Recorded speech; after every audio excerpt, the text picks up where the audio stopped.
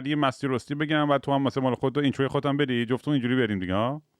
من که اینترو ندارم، دارم هم ضبط میکنم. اوکی. تو ولی اینتروشو تو میتونی بگی. اوکی برم. برو.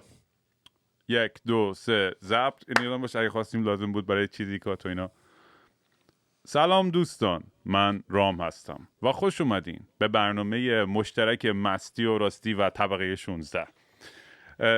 برنامه‌ای که معمولا بنده توش مست و چرت میشینم، چرت و پرت میگم و دوست عزیزم سهیل علوی میشینه خیلی حرفای مهمتر و قشنگتری میزنن. ما برامون یه افتخاری که از گاهی بیام کنار سهیل دو چیز یاد بگیریم. انقدر با دوستای لش احمق خودم تو پادکستم چرت و پرت میگم که همه نورونای مغزم دارم جوری کمتر و کمتر میشه هر روز.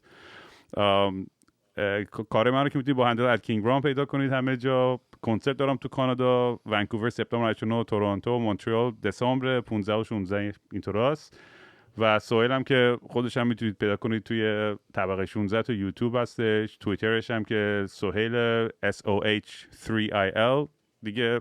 همین سهیل it's good to see you. خیلی خوشحالم که برگشتیم با هم داریم حرف میزنیم. دمت هم گرم. خوشحالم که اسما رو درست گفتی، به خاطر اینکه به من مسیج زدی گفتی پادکست طبقه چند بود، گفتم عجب. منو ببخش واقعا. نه آخه خیلی که همیشه توی چیزم میاد، چون تو فیدم میاد، هر روزم میبینم مثلا که این پادکست جدید دادی و اینا.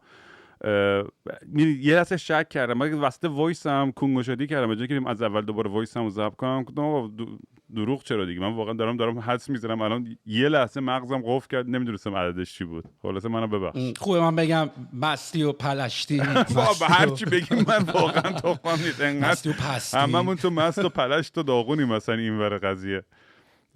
ولی خیلی یادم نمیاد چند وقت کی بود رو برنامه هم دیگه بودیم. 1-2 سال بود، 3 سال بود. یا دومی رو دوست داشتم این پرسن بذاریم، رو به رو هم بذاریم، چون مگه تو قرار نیست به تورنتو؟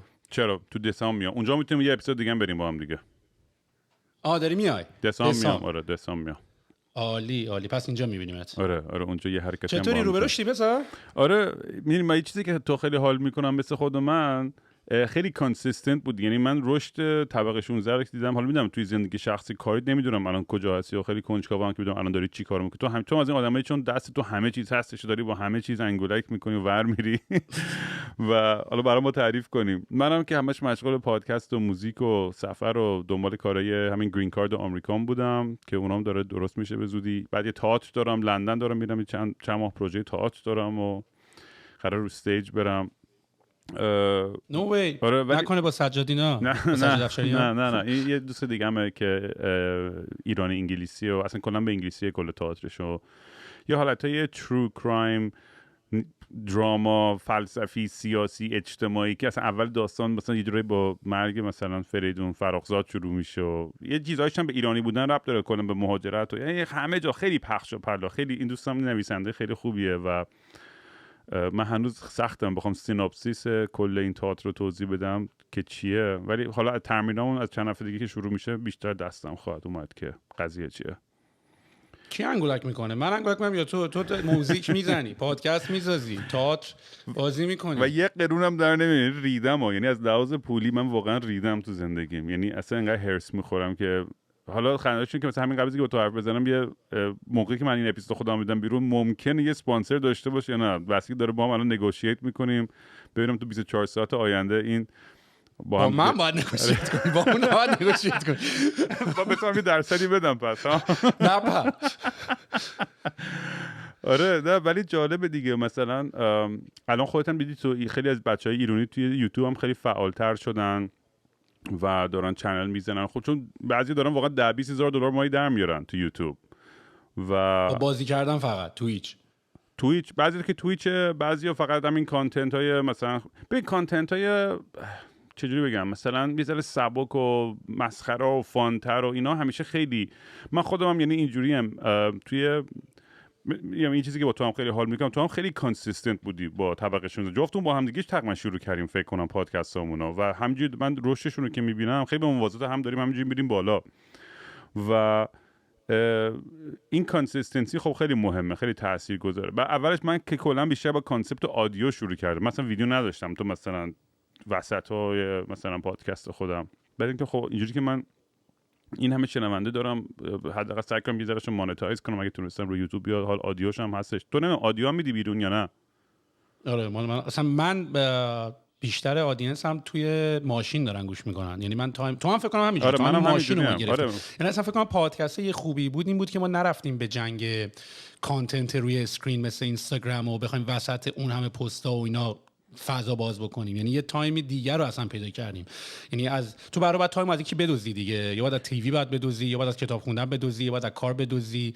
ما قشنگ یه جای خوب پیدا کردیم. اونم توی ماشین بود فکر می‌کنم. یا اصلا مثلا برای من خیلی سواله. من تا میکنیم. حالا یک بارم تو زندگی فکر نکنم نشستم پای یه اینستاگرام لایو. اصلا فرمت و میدیمش یه جوریه که منو اونقدر انگیج نمی‌کنه. این انتقاد نیست از بقیه کسایی که میسازن، یعنی من به عنوان یه آدم مخاطب دارم اینو میگم. یعنی هیچ وقت علاقه پیدا نکردم. یعنی شده مثلا برم تویچ مثلا گیم ببینم، شده مثلا تو یوتیوب برم فیلم کسی ببینم یا هر چی، ولی اینستاگرام لایو هیچ وقت برای من جذابیت خاصی نداشت. اصلا نمیدونم درآمدی هم داره این کار یا نداره. نمیدونم مگه آدم میتونه اصلا اونم مانتایز کنه یا نه. منم ارتباط نگرفتم باش. با کلاب هاوس هم ارتباط نگرفتم. فکرم میکنم که دلیلاش اینه که اینقدر دیگه حالا مثلا یه جورایی زندگیمون یکم روی اسکیجول تره که یکی میره لایو من اویلیبل نیستم اون موقع. میدونی من سر تایم خودم، موقع فرصت خودم، حالا دارم میرم بدوم، یا دارم یه کاری تو خونه دارم میکنم، جمع جور دارم میکنم، یا تو ماشینی، یه جایی به هر حال باید این تایمر رو پیدا بکنی. لایو من یهو اویلیبل نیستم یه ساعت بشینم پای حرفت وسط روز. آره راست میگی، میفهمم چی میگی. این پسیو بودنش یه ذره راحت‌تره اگه تو بتونی انتخاب کنی که ببخشید من همینجوری درینک کنی که صدای منو خوب تو میشنوی؟ آره خیلی خوب میشنوم. مشتی. آره. میگم توی این پروسه من مثلا خودم میانگین آدیوام مثلا مینیمم 50,000 تا استریم داره آدیوش. و میدونی یه پلتفرم مثلا انکور تو مثل که ظاهرا میتونی پول در بیاری، ولی انکور دایوس میگه باید آی پی فقط مال آمریکا باشه تا بتونی پول در بیاری. وگرنه خود اون اولا واسه ببینم تو هر استریمت 50 تو کل آدینس من اندازه یه استریم تو پس. نه بابا تو الان مثلا یوتیوب از من وضعش نگاه کردم بهتره. یعنی آدینس همون که خیلی احتمالا متفاوت باید باشن. ولی یه بذار ازت بپرسم رو مگه تو هنوز رو انکری؟ چون انکر فیلد من رفتم ایران انکر کار نمی‌کردم. من هیچ وقت رو انکر نبودم. من فقط چند ماه سویچ کردم. کلی هم فوش خوردم سر این موضوع. بخاطر تو ایران اصلا کار نمیکنه پادکست‌ها به خاطر انکر. خیلی اذیت میکنن دایوسا. منم سویچ کردم. بذار بگیم انکر چیه. یه کلا اصلا تو میوزیک اینداستری و کلا توی پادکست تو معمولا یه دیستریبیوتر میخوای. یعنی نمیتونی خود فایل خودت واسه خود آپلود کنی یا هست. آره. و حالا پاتک اسپاتیفای هم الان میشه باشه راجعش صحبت کرد چون الان خیلی بازی این پادکست داغه. آره. و حالا یه سرویس دیستریبیوتر و هست به اصطلاح که به شکل RSS فید این پادکست تو رو پخش میکنه و این پادگیرا میگیرنش. و فقط خواستم بگم این انکر چیه چون انقدر کلمه‌ش هم عجیب غریبه. یعنی ممکنه سوال بشه اگه اشتباه من نکنم زیر مجموعه اسپاتیفای انکر. اسپاتیفای خریدتش. آره همون. و خب من داشتم فکر میکردم چون دوستایی دارم که تو انکر پادکستاشون رو آپلود میکنن و از من خیلی شنونده کمتر دارن و دارن قشنگ ماهی مثلا 6-7 هزار دلار در میارن. مثلا اینجوریه که خب دیوونم مثلا چرا من نرم این کارو بکنم. و من رفتم ولی الان چون در حال حاضر کانادا هنوز نرفتم آمریکا، هنوز موو نکردم اونجا. مثل این گفتن ما این سرویس فقط برای آی پی تو آمریکاست و اینا. انکر یه فیچر داره بهت اجازه میده که بهت ادز میده، میگه خودت با صدای خود دروش بخون. آره و این خب به نظر من خیلی کمک میکنه دیگه. به جای که تو همش دنبال اسپانسر باشی خودش دیگه نگاه میکنه ببینه تو چقدر شنونده داری و چقدر مثلا ریچ داری و بر اساس اون. حالا اگه سرویس های دیگه هست دیگه از ما دارم بگردم فعلا پیدا کنم شاید مجبورشم به جای دیگه سویچ کنم. الان رو چی تو پس؟ من الان رو انکرم. 2-3 ماه اومده بودم رو انکر. من قبلا رو کست باکس بودم فقط. مثلا به فکر این چیزا هیچ فیچر نداره. هیچ فیچر آشغاله. به هیچ دردی نمیخوره. برای گوش دادن خوبه ولی. آره. من چون تنها فکر کنم تنها خوبیش این بود که تو ایران خب فیچر نبود. آره سوشال همین کامنت گذاشتن ها خیلی هیچ پلتفرم دیگه من ندیدم مثل کست باکس کامنت مردم چون کامنت میذاشتن انگیج میشد. هر جا که انگیجمنت باشه طبیعتا خب آدما بیشتر میرن ببینن چه خبره و چی به چیه. ولی یوتیوب الان خیلی تو ایرانی مثلا من فکر میگم که کسی اینجوری بودن که واقعا چجوری مثلا ایرانی‌ها مگه میشینن پای یوتیوب و اینا، ولی خیلی تو نسل به خصوص بعدیا و سکند جنریشن هایی که اینورن و اینا خیلی بیشتر به یوتیوب. خود ما هم، یعنی الان تو مثلا واقعا کیبل تیوی آخرین باری که نگاه کردی کی بود؟ همین. اصلا من نگاه نکردم. همین exactly that's my point. مثلا تایش مثلا یا فیلم استریم میکنی یا پایرت میکنی یا یوتیوب نگاه میکنی. به غیر از این سه تا حالت فکر نمیکنم حالت مثلا من که فقط میرم این سایت های نمیدونم واچ سیریز فلان چیزی برنامه‌هامو نگاه میکنم هر چی میخوام. این تو که بعید میدونم پول بابت سرویس های پس بچه‌ها پسورداشون رو بهم میدن. نه اتفاقا میدم، مثلا که بعد یادم میره مثلا 3 سال بعد میرم اکانتم دارم توی چارج میشه برای یه چیزی که اصلا استفاده نمیکنم واقعیتش اون قدم. بعدش هم انقدر پخش شد بالا شد یه دیزنی پاس رو بگی میخوای اونو ببینی، اچ پی او اونو ببینی، نتفلیکس اونو ببینی، نمیدونم کریو اونو ببینی، شو تایم این. گفتم بابا کونو لقمتون، من میرم همه رو راحت استریم پایرت میکنم. مثلا شنونده ها الان بهت خور نزدن که الان رو انکر پادکست پلی چرا نمیشه؟ بابا خیلی فوش خوردم، خیلی فوش خوردم چون تو ایران سخت شده. چون تو ایران وی پی ان حتی با وی پی ان هم بعد وقتا سخت وصل شدن بهشون. آخه نمیگم مشکل چیه، یعنی تو انتظار داری ویدیوت پخشه، ویدیو هم میاد، یعنی فایل میاد بالا، پلیر هم زدی، منتظر گوش کنی، چی پخش نمیشه. یعنی یکم هم عجیبه، نمیتونی بفهمی که این به خاطر فیلتر بودن است و فیلتر هم مال ما نیست، اونا ایرانو فیلتر کردن. چه کاریه آخه داشتم نکن دیگه. اصلا یه چیزای مسخره‌ای رو تحریم میکنن، میدونی اصلا نه مجبورن ولی دیگه کلی هم کارشون به هزینه داره براشون این کارو کردن. آره و الان هم تو هم واسه مذاکرات دیدی امروز خبر بود که ظاهرا پشت برای دارن توافق، هر روز دیدی که یکی چیز جدید میگه دیگه میشه نمیشه. ما که بزرگ شدیم توافقات دارن انجام میشه. پیر شدیم اون بدبخت بیچاره تموم شد زندگیمون، بچه‌هامون شاید یه چیزی یه نتیجه مثبتی بالاخره دیدن از همه این داستانا. ولی آره توی این بحث پادکست من خودم خیلی عقب جلو شدم. یه موقع دیپرس بودم، میرفتم قهر میکردم 3 ماه اپیزود نمیدادم، ولی دوباره برمیگشتم مثل خر هفته‌ای 3 تا 4 تا میدادم بعد دوباره نمیدادم.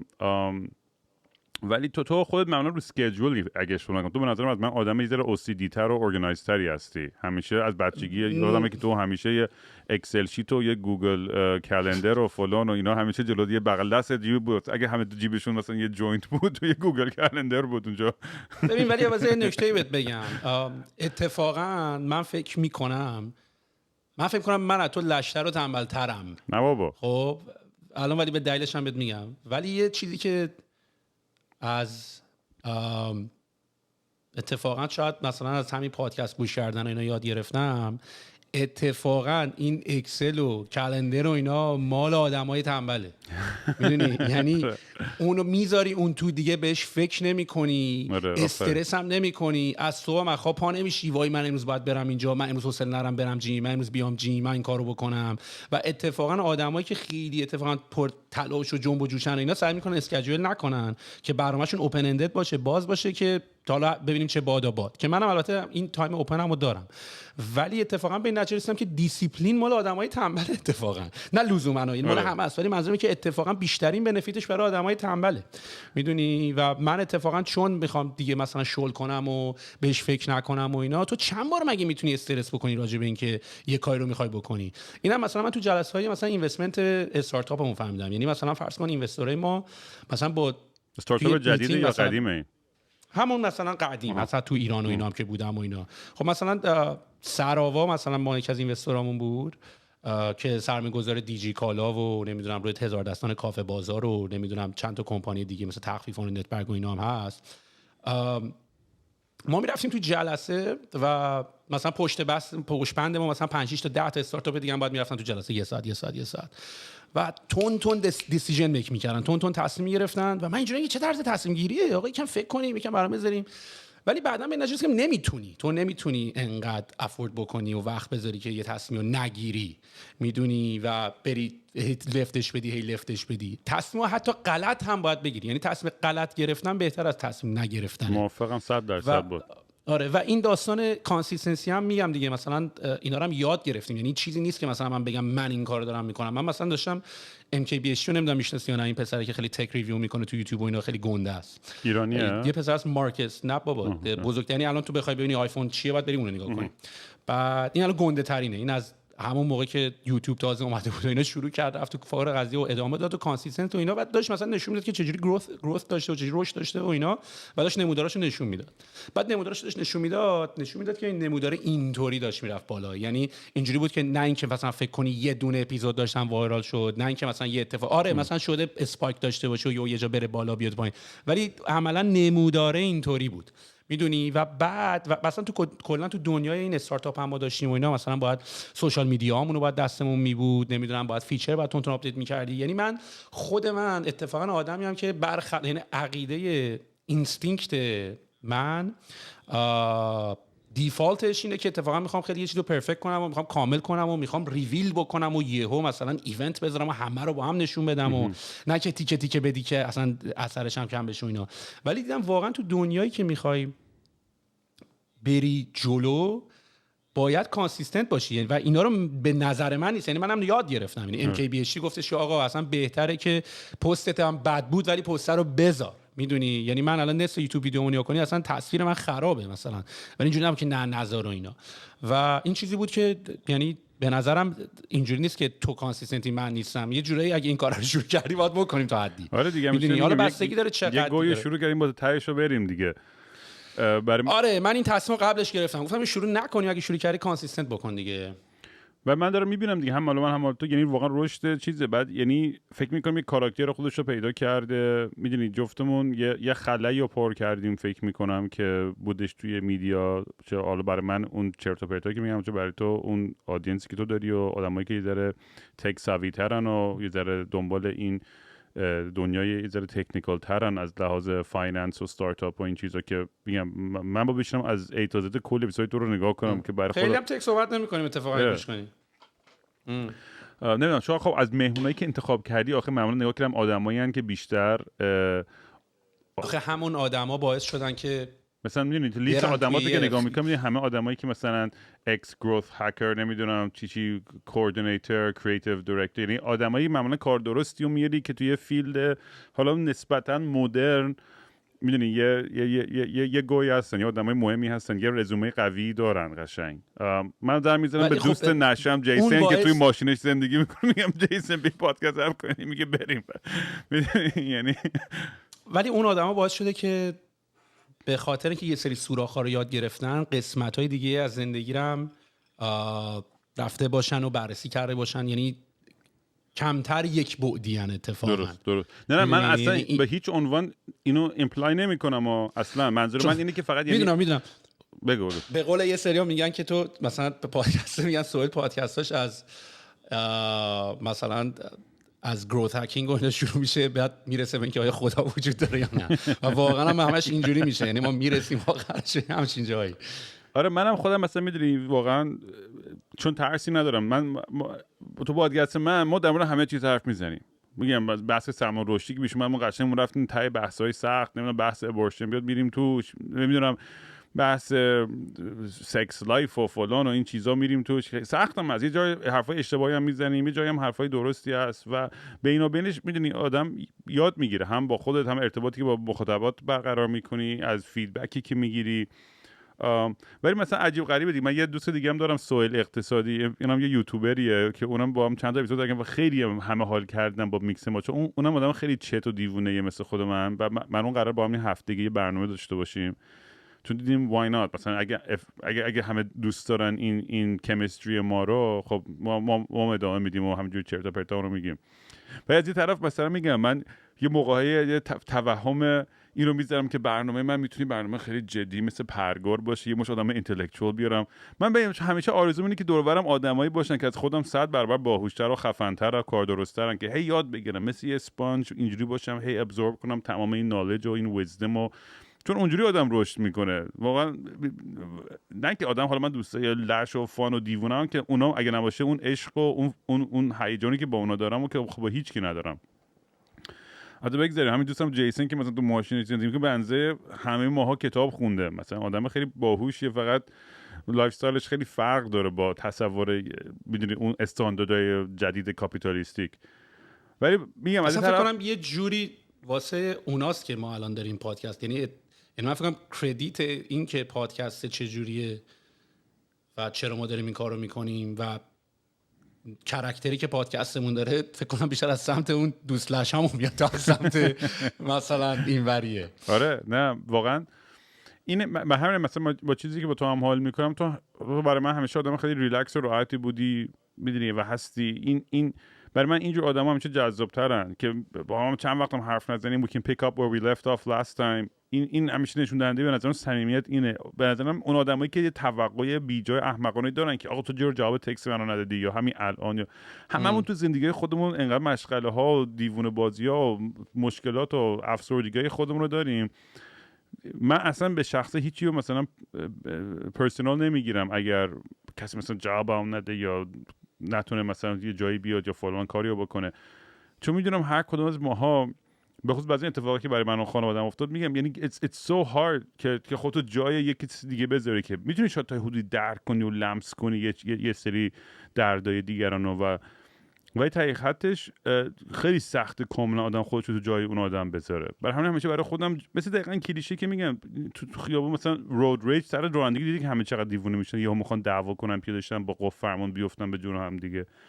اون آدم نمیدونی تو سرش چی میگذره تو اون روز. اون آدم نمیدونی چه دهنش از سر کار فایر شده، با زنش دعوا شده، با بچهش دعوا شده، با معلمش دعوا شده، با هر چی و پر از تنفر و خشونت و عصبیت که فقط دنبال یه بهانه است که سر یکی خالی کنه. حالا یه بوق زدی یا اون زد مهم نیست. میدونی این کنترل کردن این واکنش‌های لحظه‌ای که به نظر من حتی میشه اینو انتقال داد به بحث توییتر و واکنش‌های لحظه‌ای توییتر. توی انقدر توییتر متنفرم، انقدر بدم میاد از توییتر و همین اتفاق میفته. ما اصلا چرا باید، نه برای تو این پیش میاد یا نه، بهم بگو لطفاً جواب این سواله که از تو هیچ وقت این توقع رو دارن که یه واکنش نشون بدی به یه اتفاق حالا سیاسی، اجتماعی، فرهنگی، تاریخی، هر چی، یا تک یا وای سهیل تو همین الان بود نظرتو بگی کدوم ور وایس تو چه چارچوبی؟ تو چارچوب مثلا هست طبقه 16 یا خودم به عنوان سهیل؟ جفتش. یعنی خیلی دوست دارم بدونم که مثلا چه جوری اصلا تو مواجه میشی با همچین داستانی و چه جوری خودت دیل میکنی باهاش. امروز اتفاقا یه پستی بود که بچه‌ها استوری کرده بود، خیلی باحال بود، از این عکس‌ها بود ولی روش نوشته بود، تکست داشت و اینا رو نوشته بود که دارم فارسیش میکنم. زده بود که بذار اول انگلیسی رو بگم. زده بود do you know why I'm happier than you because I'm not offended, I'm having fun with it. میدونی یعنی مثلا یکی یه فوشی بهت میده و یکی چیزی میگه و اینا، مثلا من فکر کنم ما بیشتر اینجوریم که باشه برو بابا خودت اینطوریه. یه سری‌ها یا قاطی میشن، اوتریج میشن و اینا و من فکر میکنم من اول از همه خودم رو خیلی جای بقیه آدما خیلی سعی میکنم بذارم، ولی از یه طرفی به خودم هم به خودم هم نگاه میکنم. یعنی مثلا من انقدری خودم درگیرم و راجع به آدم‌ها فکر نمی‌کنم و مثلا تو اگه یه چیزی به من بگی و بعد پس فردا مثلا یعنی گفتی مثلا تو واتساپ ممکنه من بزنی بعد مثلا من حالا اگه ننویسمش 10 دقیقه یادم رفته و حالا مثلا من بخوام فکر بکنم که حالا چرا این اتفاق افتاده. یعنی چون خودم اینطوری نیستم انتظارم دارم بقیه اینطوری برام نباشن و من سعی کردم به این مرحله برسم که واقعاً حرفای بقیه نتونه، یعنی من دارم سعی می‌کنم این کنترل باشم توی دنیای خودم. یعنی من اگه قرار باشه یکی تو خیابون من یه فوشی بده من بریزم به هم که اصلا من نمیتونم پلن کنم میخوام چیکار کنم. اگه قرار باشه اینقدر احساسات و حالت و احوال من بسته به معیارایی که خارج میتونه تحت تاثیر قرار بگیره که من 100% خیلی از کنترلم خارج میشه این قضايا. و از یه طرف دیگه هم خب اکسپکتیشنات هم باید کنترل کنید دیگه. این توقعات، سطح توقعات رو باید کنترل کنید. یعنی مثلا اینطوریه که اگه تولد دوستت قرار میخوای کادو بخری، کادو رو بخر، ولی اگه فکر میکنی خود این سوال بپرس اگه دفعه بعدی تو تولد گرفتی اون کادو نخرید، این ناراحت نمیتونی بشی یا تو اشتباه کردی 7 دفعه اول کادو پس خریدی که همچین اکسپکتیشنی برای خود درست کردی، میدونی. و اگه کادو میخری بدون که اگه اون برات کادو، یعنی آماده باش که این کادو اگه نخرید اصلا نباید برای تو هیچ اتفاقی بیفته، وگرنه اصلا اول نباید این کارو بکنی. و من سعی میکنم که و من یکم هم رسید چیزا میگم، من خیلی هم راجع به آدم‌ها و افراد و اینا، یعنی راجع به کارهایی که میکنن خیلی اینترست دارم، ولی راجع خود شخصش و اینا خیلی راجع به آدما، این همه آدمیم دیگه، برای هر کی یه جوریه، هر کی یه جوری فکر میکنه و یه مقداری هم باید خلوص نیتمون هم ثابت بکنیم دیگه. یعنی مثلا من یه اتفاقی دیشب توی یه مهمونی افتاد، یه آدم به نامی هم بود، حالا اسمشو نمیارم، حالا با اینکه اصلا اشکالم نداره اسمشو بیاری چون اصلا پادکست خودمون هر چی بخوایم میتونیم بگیم، ولی حالا دارم احترام میذارم چون احساس کردم روی موضوع خیلی خیلی حساسه. و ما یه مقداری توی اینستاگرام اصلا با هم صحبت کرده بودیم و یه اتفاقی قبلا افتاده بود و یه اسکندلی شده بود و اینو خیلی کنسلش کرده بودن و این داستانا. و من اتفاقا یکی از فناش هم بودم، یعنی تو همینجوری دیو دیدم منو داره تو اینستاگرام فالو میکنه، بهش مسیج زدم که آجی من خودم هم فن و اینا و اگه دوست داشتی یه بار بیا بریم پادکست با هم صحبت کنیم، اونجوری که راجع به چی صحبت کنیم. و من خب از اون موقعی که دیگه کنسل شد دیگه اصلا ازش خبر نداشتم، کسی که نفهمم چی شد. اینجوری که دیو من ادرس داد، خب احتمالاً اون تو دنیای زندگی خودش این داستان خیلی ادامه پیدا کرد و اینا، ولی خب من که آپدیت نداشتم. اینجوری بودم که آقا یه دیسپورشنت ریاکشنی که تو میخوای از من استفاده کنی، فالوورای پادکستت بره بالاتر و از این داستانا، اصلا رفت توی فاتزه که بعد جواب یعنی دیگه گوشم نمیداد که مثلا ببینه ریسپانس. خب دست گذاشته دقیقاً روی جای حساسش که معلومه براش ریزولو نشده است هنوز اگه واکنش. خب ولی اون آره ولی خب دیسپورشنت ریسپانس هم هست، یعنی تو مثلا میتونی بگی رو دود can we not talk about it. من که نمیدونم ادامه بدم برم تو مخ یارو که میدونی، ولی یهو یه دیسپورشنت ریسپانس میدی عجیب غریب میشه. و دوباره من این شخص رو دیشب تو مهمونی دیدم، بعد با هم صحبت کردیم و بعد اینجوری بود که آره یادته مثلا من با قبلا تو اینستا صحبت کردم، اول ما بود هم دیگه رو فیس تو فیس میدیم و اینا، گفتم آره من راجع به این صحبت کردم تو بهت برخورد و دوباره یکم همین موضوع باز شد که دوباره راجع به این دارین دوباره آقا یهو من دیدم اصلا بعد خب حالا منم ناراحت، از یه طرفم ناراحت شدم که یارو ناراحت کردم، از یه طرفم خب یکی هست اینجا اصلا اومده مهمونی و نمیخوام مثلا از این فاز از اینا بگیرم، ولی خودش هم داشت با هم ادامه میداد، یعنی داشتیم راجع به این موضوع صحبت میکردیم که اینطوری و اینا و خیلی ولی باز دیسپورشن ریسپانس بود. یعنی من فکر کنم میدونم کیو میگیری، با منم اتفاقا تماس گرفتم تعبیرش نگرفتم مثلا، ولی حالا دلایل خودم هم داشتم. آره یعنی یکم مثلا من نظرم عوض شد، بعد ولی اومدم خونه بعدن داشتم با خودم فکر میکردم، یعنی اول اصلا من شاکی بودم مثلا که این چه وضع برخورد اینا، ولی خب من از اونجایی که کنجکاوم همیشه، یعنی به جایی که ای بگم عجب مثلا اینطوری بود این چرا این کارو کرد عجب دعیوسی بود، من همیشه برام سوال میشه تو چی کار کردی که این ریسپانس رو داشت بهت، تو چی کار کردی که این از دستت ناراحت شد، حتی اگرم حق با فکر بکنم حق با منه ها، ولی مهم نیست من فکر میکنم حق با کیه، من دنبال روت انالیسیس کاز قضیه‌ام، میدونی من میخوام چرا، من میخوام چی میشه، من به هر حال اگه میخوام این کنترل باشم من باید بتونم قضیه رو کنترل بکنم دیگه، حتی اگر من 100% مطمئنم که حق با منه. و بعد گفتم خب شاید بعضی از آدما یه طوریان که تو نمیتونی درک کنی، شاید واقعا در روی موضوعی دست میذاری که اصلا حتی یارو نمیخواد ریمایندش بکنه، مثل اینکه شاید مثلا پدر من فوت کرده باشه، مثلا شاید این موضوع برای من حساس باشه، حتی ریمایند شدنش هم مثلا بره تو مخم، شاید بعضی از آدما اینطوریه و من نمیتونم خودم بزنم جای آدما، من نمیتونم بفهم چی میشه که این چیزایی که تو مغزت یهو میزنه انقدر یهو اگریسیو میشی، من نمیتونم اینو بفهمم و میتونم به خودم، یعنی اول از همه میگم خب من حالا اشتباهی آنچنان نکردم جز اینکه نمیدونستم که تو اینقدر ناراحت میشی و یه مقدار از دست تو هم ناراحتم که اینقدر دیسپورشنت ریسپانس داری میکنی به قضیه. میتونی به من بگی can we not talk about this. خیلی straight forward میدونی. یه بحث جالبیه اصلا کلا، به خاطر اینکه من خودم مثلا اگه حالا حدسم شو قرار باشه اگه اون آدم بود که فکر میکنم، میدونی از این طرفی من مثلا تعجب میکنم که آدمای دیگه‌ای که هنوز در ارتباطن باهاش یا کار بکنن، ولی از اونم میگم خب این آدم باید ریدمپشن داشته باشه، این آدم حق داره که به زندگیش ادامه بده و بالاخره داستاناش هم رفته، بالاخره فلان تو دادگاه یا حالا هر چی به یه حل و مسائلی رسیده.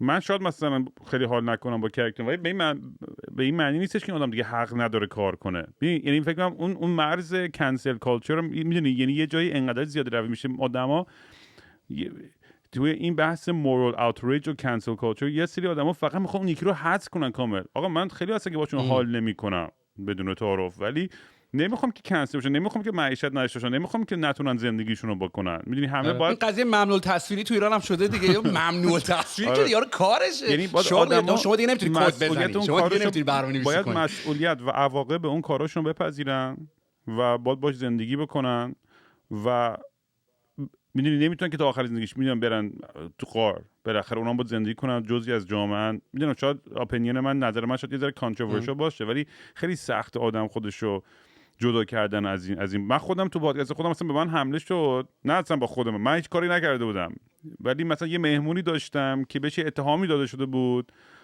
و دعوای بین اونا ریخت سر این که مثلا من که نمیتونم اف بی آی بک‌گراند چک بکنم سر هر مهمونی و ببینم که چی به چی و فلان اینا.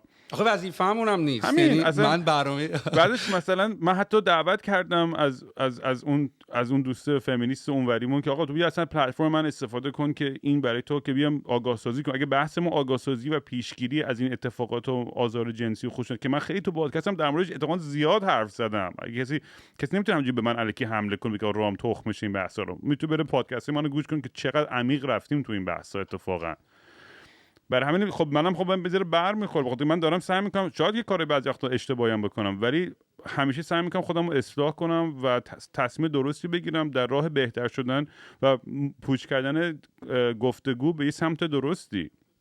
این که فقط بگی میدونی لج کنی فقط فوش بدین یا قهر کنی که آقا نه من لازم نیست که بیام رو پلتفرم تو که مثلا حرفام بزنم. من نگفتم لازم داری، من گفتم خیلی قشنگه که بیایم با هم دیگه بیشتر در مورد این موضوع صحبت کنیم، ساید تو رو بشنویم، آگاه سازی کنیم، بفهمیم که چرا مهمه در مورد این بحثا صحبت بشه.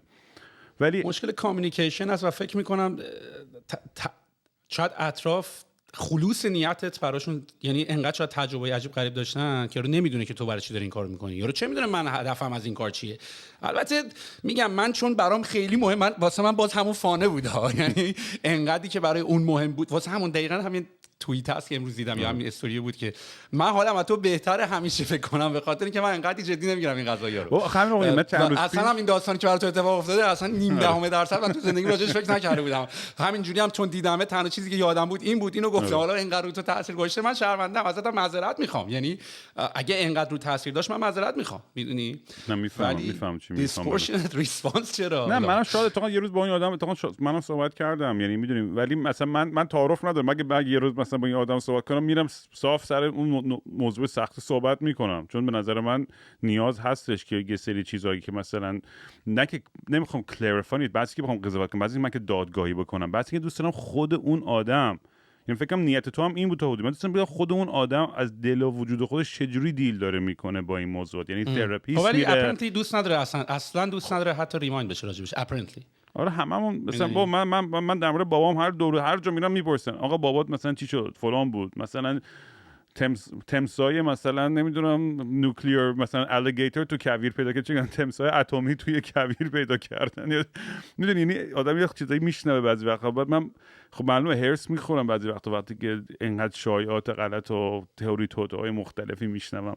بعد از اون ورم می‌خواستم اینو بگم، بحث مسئولیت اجتماعی، خب چند روز پیش با دوستم پیش میاد تو پادکستمون این بحث پیش میاد که آقا تو اگه یه پلتفرم داری، آیا وظیفه‌ای داری در قبال مردم کشور خودت یا محله خودت یا شهر خودت یا نیبرهود خودت، هر چی که تو بیای ادرس کنی همه مسائل سیاسی و اجتماعی و جواب این سوال من نمیدونم چیه راستش. من شاید یه سری چیزا بدونم چه خبره، شاید یه نظری داشته باشم، حالا درست یا غلط.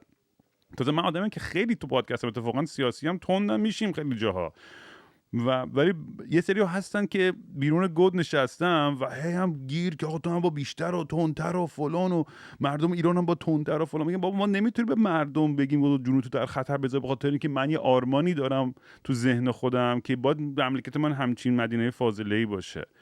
این خیلی کار خودخواهانه. نمیتونی که آقا اگه خودت جرأتش داری خودت برو این کارا رو انجام بده، خودت برو بزرگترین چنل رو بساز، بزرگترین کارو بکن و تو اون راستا برو کار بکن.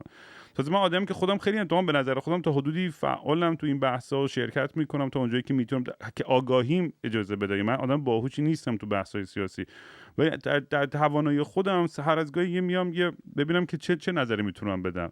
ولی میدونی این توقعی که تو باید بیای صفر یا صدی در مورد هر بحثی نظری داشته باشی، اگه نداشته باشی فوش میخوری. خاک تو سر رام تو که مثلا چرا موضع نگرفتی، میگم مثلا در مورد چی، اصلا نمیدونم در مورد چی حرف میزنیم. ببین این قضیه منم روش نظر دارم، یعنی حالا یه نکته که وجود داره که هر نظری که من الان دارم، من انقدر تو زندگی نظرم عوض شده که کسی اجازه نمیدم بیا 2 سال به من دیگه بگه تو 2 سال پیش این حرفو زدی، چون من ماه به ماه نظرم عوض میشه و حتی کور بیلیفام هم عوض میشه. حالا درستش هم به نظر من یادم اینتלקچوال بود این باشه. خب ببخشید و اصلا آره میگن دیگه، مثلا حالا میگن یه سی او ای هم که مثلا جف بزو هم نظراتش رو زیاد عوض میکنه which is good like you learn and you correct course. ولی کلا یه نکته که وجود داره، منم این حرفتو موافقم، یعنی مثلا من این آرگومنت رو میفهممش ولی وظیفه‌اش نمیدونم. یعنی مثلا این بازیگرامون که برنده میشن میرن جایزه میگیرن خارج، یا این بنده خدا مثلا پرویز پرستویی و اینا رو که میگن شما از این تلویزیون و از این مردم و از این مایدار شدین و شما باید الان پی بک کنین و شما الان من این وظیفه رو ازشون نمیبینم. میدونی یعنی من کی گفته الان یکی حالا داره جایزه سیمرغ میگیره یا رفته یه جایی داره توی خارج، توی حالا درسته میفهمم یه تریبونی پیدا کردی، یه چانسی پیدا کردی، you can use that chance. اولا که اصلا افکتیو نبودن این صحبت ها رو دیگه یه مقداری فکر کنم هممون هممون دیدیم، چون فکر کنم دیگه بحث دیستریبیوشن نیست. قدیم بحث دیستریبیوشن بود، یعنی قدیم بود که صدای من برسه. الان اتفاقا یکم وزنش کم شده چون راحت به همه میرسه، اینجوری که خب پس یکی حالا یه کاری میکنه دیگه، همه که میشنون دیگه. و من این انتظار از بازیگری کی گفته اولا اون بازیگر به خاطر تو واسه تایم خودت نشستی تلویزیون نگاه کردی، تو واسه بیکاری و علافی خودت اینترتینت هم کردن، اینجوری که تو فکرم میکنی به خاطر تو. یعنی مثلا ببین من عاشق فنامم، خب یعنی الان عاشق فنام نه، لیسنرها و کسایی که دارن گوش میکنن و اینا، ولی حالا فن به معنای اینکه یه رابطه هم با هم دیگه پیدا کردیم. ولی نمیتونم قبولم بکنم که بیان پسر رو به من بگن ما گندت کردیم، میدونی؟ یعنی یه ترانزکشن دیگه، من دارم با شما حال میکنم، شما دارید ما حال میکنین دیگه. ولی این که تو حالا وظیفه داری از این تریبون استفاده کنی، اون دیگه حالا با منه وظیفه‌ای، ولی من ندارم. ولی من اینو نگاه نمیکنم مگر اینکه جابت اون باشه، یعنی جاب دیسکریپشنت اینه که تو وظیفت اینه که باید بری از مملکت دفاع کنی مثلا، یا باید این حرفو بزنی، یا باید این کارو بکنی، ولی وظیفه نیست. و آزادی بیان هم هست، مردم میتونن اونجا برن برینن به پرپرستویی و تمام عکسایی که با قاسم سلیمانی گرفت، اصلا مشکل نیست. میگم بحث دنیای آزادم همینه، میدونی مثل اون یارو که رفته بود توی وسط تظاهرات ویجیتریانا داشت یه سیخ کباب میخورد، همزمان هم داشتیم فریدم اف اسپیچ رو میدیدیم، هم فریدم اف اکسپرشن و فریدم اف چی میگن رایت تو پروتست و گادرینگ و همین رو همزمان با هم دیگه داشتیم، همه این آزادی‌ها رو توی فریم داشتیم مشاهده میکردی. حالا از اخلاقی کاری که درست یا غلط بود اون بحث جدایی، من دارم بحث آزادی بیان رو دارم میگم.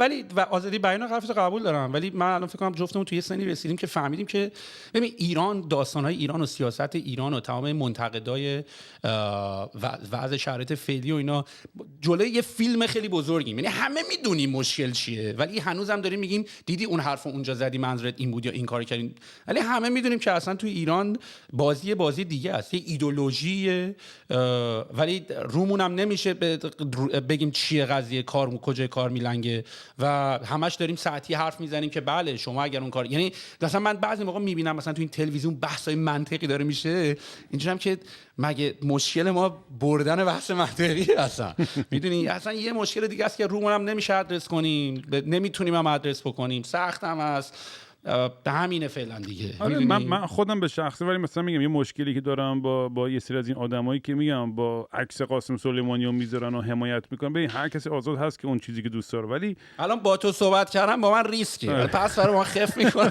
چرا تو با این صحبت کردی، حالا بیا ثابت کن. نه من میخوام دارم از برخورد شخصی میگم، چون طرف خب میدونی به خاطر ضربه‌ای که خوردم از سمت جمهوری اسلامی، ولی میگم آدمای آزادن انتخاب کنن. اون میگه آقا من از اینو اکیپ میخوام حمایت کنم، از این حزب میخوام حمایت کنم، میخوام خواهی مالی این آدم بکنم، اوکی، ولی اینورا ما حق داریم که نقد کنیم، حق داریم که نگاه کنیم، حق داریم که دیکانستراکت و ساختار شکنی کنیم تمام این چیزها رو. و این بحث به نظر من خیلی نامردیه برای آدمای، چون یه تضادی واقعا وجود داره، یه سری آدمایی که دارن میدونی هم خر رو میخوان هم خرما، هم میرن اونور ادای تنگا رو در میارن و اینور میان تمام از آزادی اینور دنیا لذت میبرن و از اونور یه جوری یهو حمایت میکنن از یه کشوری که انقدر خون و جنایت و فلان میدونی پشت تاریخچشه. میدونی من خیلی این تضاد است که بیشتر این چیزی که منو به شخصه خیلی اذیت میکنه. آقا تکلیف روشن کن، بگو آره آقا من اصلا عاشق آقا ام، از هر چی می اونجوری، برای اینکه تا اینکه ادای این یه فریم یه نیمچه روشن فکری بخوای در بیاری که من یه چیز دیگه ام و یه جور دیگه خودت رو رپرزنت میکنی، این شاید یه چیزی که مثلا البته میگم مردم خودشون که اینا رو جر میدن دیگه آنلاین دیگه واقعا، یعنی اگه کسی مثلا خیلی out of line باشه توی این بحثا. حالا کلا مملکت ما یه مشکلی هم که داره اینه که از من تو دیگه ایران نمیتونی برگردی. پیار کشور نه من ابایی ندارم از حرف زدن. آره نه با چیز مهمی که نمیگیم، چارچوب خودتو نگر می‌داری ولی تو کت هم نمیره هیچی نتونی بگی، میدونی؟ آره. یعنی یکم زورم میاد، یعنی خیلی شده با من بچه‌ها صحبت کردن گفتن آقا تو پادکست راجع به این موضوع اینا رو به این سمت و اینا، تو برای داری میری، خانواده‌ات اینجا هستن. ولی مثلا آرگومنت میگه یک، مگه من چی دارم میگم؟ دو، دارم راجع به تک و استارتاپ صحبت میکنم. سه، این بحث‌ها همه جا هست. چهار، آخه مگه میشه راجع به اینا حرف نزنیم؟ میدونی؟ پس آخه یعنی چی؟ یعنی تو کت هم نمیره. و به نظرم بالاخره توی صحبت‌های روزمره میگه ما تو زندگیایی که داریم تجربه میکنیم هر کدومون یه جوری چیزی نمیگیم آخه. میدونی یعنی چی داری نگفتیم؟ اگه ما تشویق میکردیم یه جامعه رو با خشونت یا به فلان یا هر چی، اینا یه بحث جدایی بود. ولی من خودم همیشه چیزی که دوست دارم که به نظر خودم خیلی تاثیرگذارتره از این شعارهای سیاسی که خیلی‌ها میدن اینه که یه جوری از لحاظ تجربه های شخصی خودم و افسردگی و سختی ها و بالا پایین ها و کمبودام، عقده‌ام، حسادتام، همه مشکلای این بحثایی که خیلی برای ما تو جامعه ما سخت در موردش صحبت کردن، اینا رو وقتی که میام در میون میذارم در مورد عقاید خودم هر چی حرف بزنم، هیچ وقت نمیرم بالای منبر که آقا باید همینجور. نه، هر کی همون راهی که براش کار میکنه همون خط باید بره. ولی من احساس میکنم که آدما وقتی که شروع میکنن از یک پرسپکتیوهای مختلفی به دنیا نگاه کردن، مثلا چقدر قدیم نسبت به جوینت یا سایکدلیک یا این چیزا خیلی گارد بود و الان چقدر مثلا همه دارن در مورد تراپیوتیک و مدیسینال افکت و کمکایی که میتونه بکنه دارن صحبت میکنن. یعنی میخوام بگم این تو کاملا این پارادایم شیفت رو میبینی توی این بحثا و خیلی بحثای مهم دیگه ای که منم دوست دارم یه جوری اونجا خودم رو قرار بدم که اون بچه‌ای که داره به پادکست من گوش میکنه، اگر مثلا به عنوان مثال خیلی وقتا پیش اومده که یه بچه‌ای دچار خشونت جنسی شده و با من تماس میگیره، با من یه چیز خیلی وحشتناکی رو در میون میذاره که میگن حتی به مام بابای خودم نمیتونم بگم، یا اگر گفتم اونا به من گفتن به کسی دیگه نگو، آبروی خانواده میره. خب این یه عقب افتادگی فرهنگیه. این یه مشکلی که باید در موردش کامیونیکیت کرد، باید صحبت کرد، آگاه سازی کرد. میدونید من احساس میکنم این چیزای خیلی ابتدایی و ساده فرهنگی و حداقل من برای خودم، یعنی تو این بحثا به نظر خودم خیلی مفیدترم تا بیام شعار بدم، شعار سیاسی یا فلان که خیلی حالیم نیستش. این تاثیر مثبت به نظر من یه زندگی که دیگه بتونی بذاری، به نظرم یه جای دیگه چا قلقلک میده توی مغزش که شاید باعث بشه یه دید دیگه ای داشته باشه، یه جور دیگه ای رشد بکنه از لحاظ فکری. اون به من خیلی حال میده وقتی که به من مثلا مسیج میزنه که راهم به خاطر تو من رفتم ایتیست شدم، یا چه میدونم، یا راهم به خاطر تو من رفتم فلان تنهایی رفتم کوهنوردی، فلان تجربه رو زیر ستاره ها کردم. این برای من خیلی جذاب تره تا اینکه مثلا یه چیز خیلی یا جنون خودشو در خطر بذاره برای یه ایدئالی که شاید فقط توی لحظه و توی برهه‌ای از زمان فقط بهش اعتقاد داشته باشه. این به خاطر سوسایتی هم هست. ببین مثلا من هر از گاهی مثلا با یه سری از آدم میرم بیرون یا مثلا یه سری دوستام یا مثلا دیت دارم میکنم و از این داستانا، و خب آدما خیلی زندگی، حالا نمیدونم کلمش چیه، حالا معمولی نیست اسمش، ولی همون تیوی تو ببینی و بری سر کار و بیای بیرون و اینا. بعد مثلا چه میدونم، حالا مثلا ما داریم روتین، آفرین، مثلا ما داریم این کارا رو میکنیم و پادکست داریم میسازیم و میایم بیرون و نمیدونم آهنگ میسازی و استارتاپ داری و بعد مثلا به من میگن تو نرمال نیستی. اما اینجوری هم که من نرمال نیستم یا تو نرمال نیستی.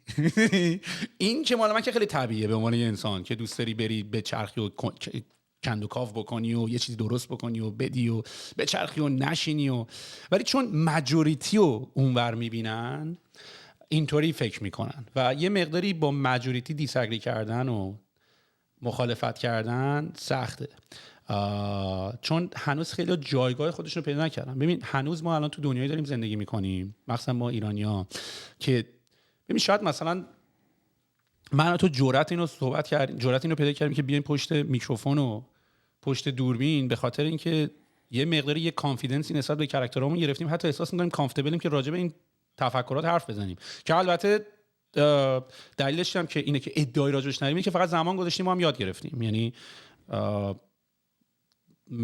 اون تایمی که تو داشتی تیوی نگاه می‌کردی من داشتم اینا رو می‌خوندم مثلا، من به مثال، و صرفاً هم الان روی این حساب داری این کار رو می‌کنی. ولی آدم‌ها هنوز انقدر دنبال ریکگنیشن هستن و دنبال تایید هستن و دنبال این هستن که اصلا هنوز به مرحله رو نخواد برسی. یعنی هنوز برای خودش تثبیت نشده اون کاراکتر، اون شخصیت، میدونی؟ و یه اتفاقی که داره میفته که مثلا همین جاجایی که تو داری میگی و اینا از اون تثبیت نشدن شخصیت هست و یه روشی برای تو دشمن میخوای برای اینکه بدونی تو کی هستی. یعنی تو آنتی پرسونا میخوای که تو بفهمی تو کی هستی، برای اینکه تو بفهمی تو چی هستی، اول بفهمی تو چی نیستی، میدونی؟ یعنی مثلا یکی از کارهایی هم که میخوان بکنن اینه که یعنی آقا مثلا من حتی میخوام بفهمم کی هستم. آقا مثلا من به جای که بیا از این شروع کنم که من چه کارهایی دوست ندارم، بذار اول بفهمم کدوم کارا رو دوست ندارم. مثلا من سفالگری دوست ندارم، بذار اینا رو بذارم کنار اول. میدونیم و یه جوری هم کشور ما مثلا من فکر نمی‌کنم بدون دشمن اگه قرار باشه بریم جلو. حالا چون اون وقت ما چیم مثلا میدونیم ما اصلا یه جنگی با آمریکا داشتن، این خودش چیزه جزء از کاراکتر ایرانه. میدونی و کلا توی آدم ها هم همینطوره. یعنی تو باید به یکی فوش بدی، با طرز تفکرش مخالفت کنی تا یکم از کاراکتر تو معلوم بشه. میدونی یعنی تو باید به بدنسازه 2 تا فوش بدی بگی این عجب گولاخیه که کاراکتر تو معلوم بشه. باشه پس الان یعنی تو به خودت کمک کردی بیشتر یه جورایی که باشه پس من اون گولاخ نیستم، من ورزشکار نمیخوام باشم. یعنی تو به اون تیکه ننداختی، تو داری به خودت تیکه میندازی یه جورایی. میدونی که تو کاراکتر خودتو پیدا کنی با فهمیدن چیا نیستی. آره واقعا. و نه تنها فهمیدن چیا نیستی، چیا نمیخوای. یعنی همیشه من توی رابطه‌ام مثلا میرم جلوتر، من که ماشاءالله اینقدر داستانی رابطه‌ام همه رو میام تعریف میکنم تو پادکست، هرچی میرم جلوتر بیشتر میفهمم که چی نمیخوام. ولی چیزی که دقیقاً میخوام و هنوز نمیدونم چیه. برای خودم خیلی گنگه این بحث. نمیدونم. من احساس میکنم که از این طرف خیلی دوست دارم که یه رابطه خیلی استیبل و ثابتی داشته باشم، ولی از اون ور خب خیلی اهل شیطنت و خیلی فان و خیلی اوپن ریلیشنشیپ توری هم، از خیلی راحتم تو رابطه‌ام با دوستا و پارتنرام. ولی از این طرفی میدونی مثلا تجربه یه ذره پارت تایم فادر بودنم داشتم، دیت کردم. چی؟ پارتنر هام یعنی در ساعت‌های در روزهای مختلف یا به صورت موازی؟ نه البته به صورت موازی که خیلی کار درستی می‌کنید. آره یعنی بعضی وقتا اونجوری هم هستش. میام تو پادکست ما خیلی در مورد این بحثا صحبت می‌کنیم. تو این هفته سکسولوژیست دوستم نازنین خیلی آدم باحالی میاد، ما همیشه در مورد بحث‌های اینجور چیزا خیلی صحبت می‌کنیم. و مثلا میگم یه دغدغه‌ای که الان خودم دارم خیلی تو زندگیم، یه سری بحثا هستش که یکی بحث مثلا پوله. آقا من چقدر پول میخوام که خوشبخت باشم؟ واقعا بعضی خاصا خانم تو الان 10 میلیون دلار تو حساب داشتی، الان واقعا خوشحال بودی، بس خوشحالی تو به چی ربط داره؟ باید برم هی اینتروسپکشن بکنم، برم درون خودم بفهمم که آقا تو دنبال چی هستی اصلا، چرا ناآرومی، چرا راضی نیستی، چرا خوشحال نیستی، مسئله چیه؟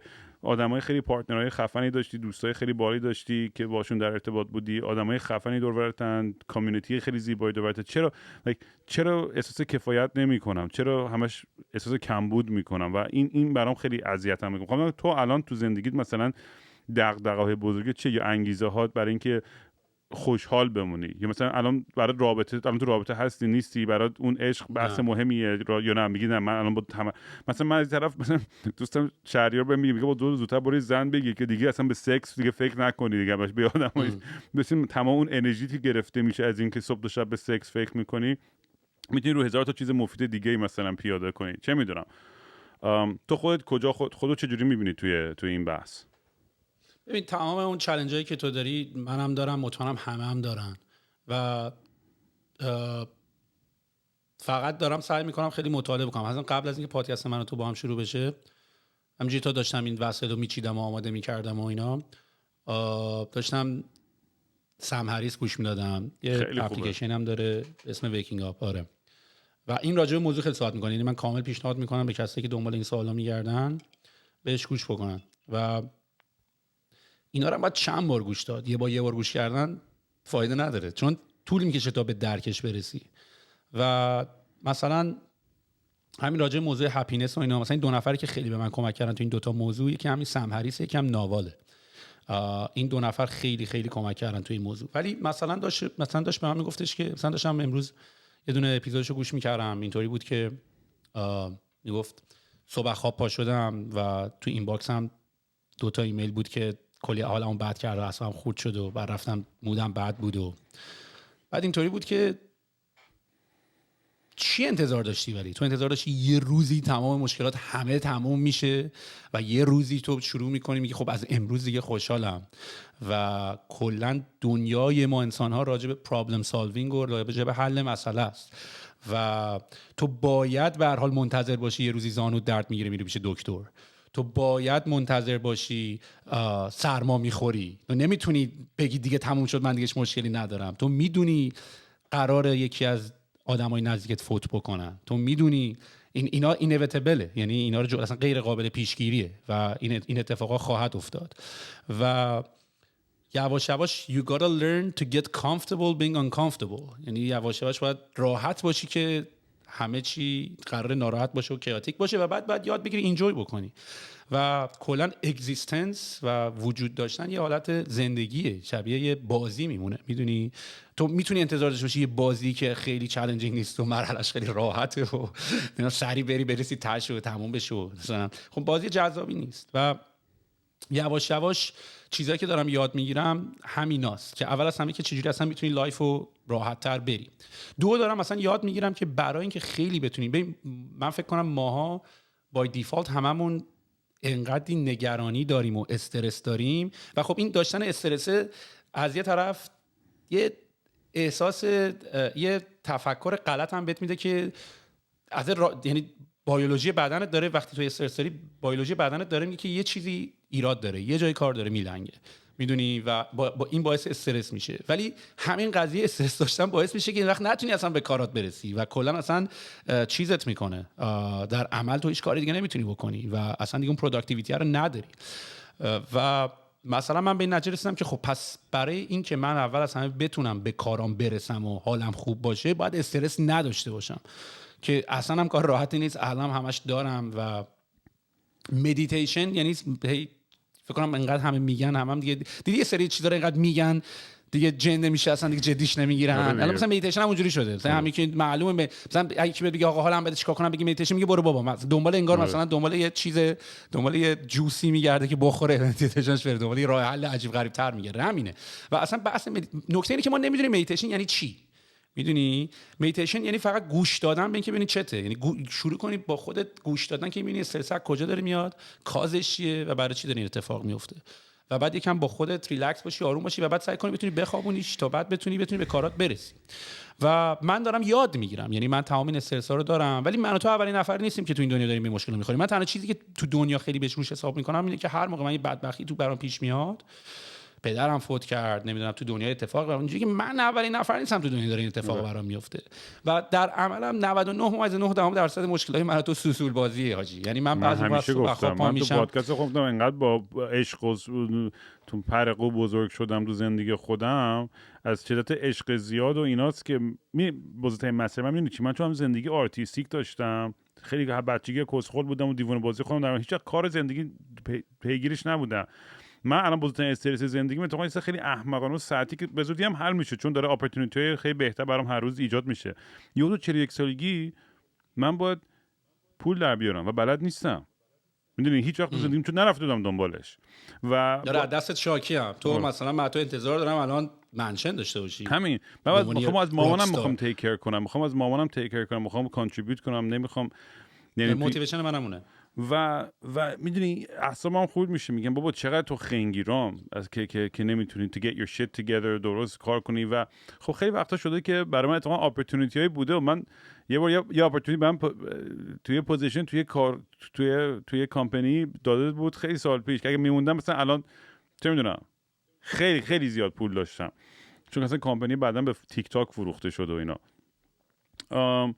ولی بحث اینه که الان تو این سن مثلا من شروع کردم چند وقت پیش با خودم پایتون یاد دادن و SQL و شروع کردم کدینگ خوندن.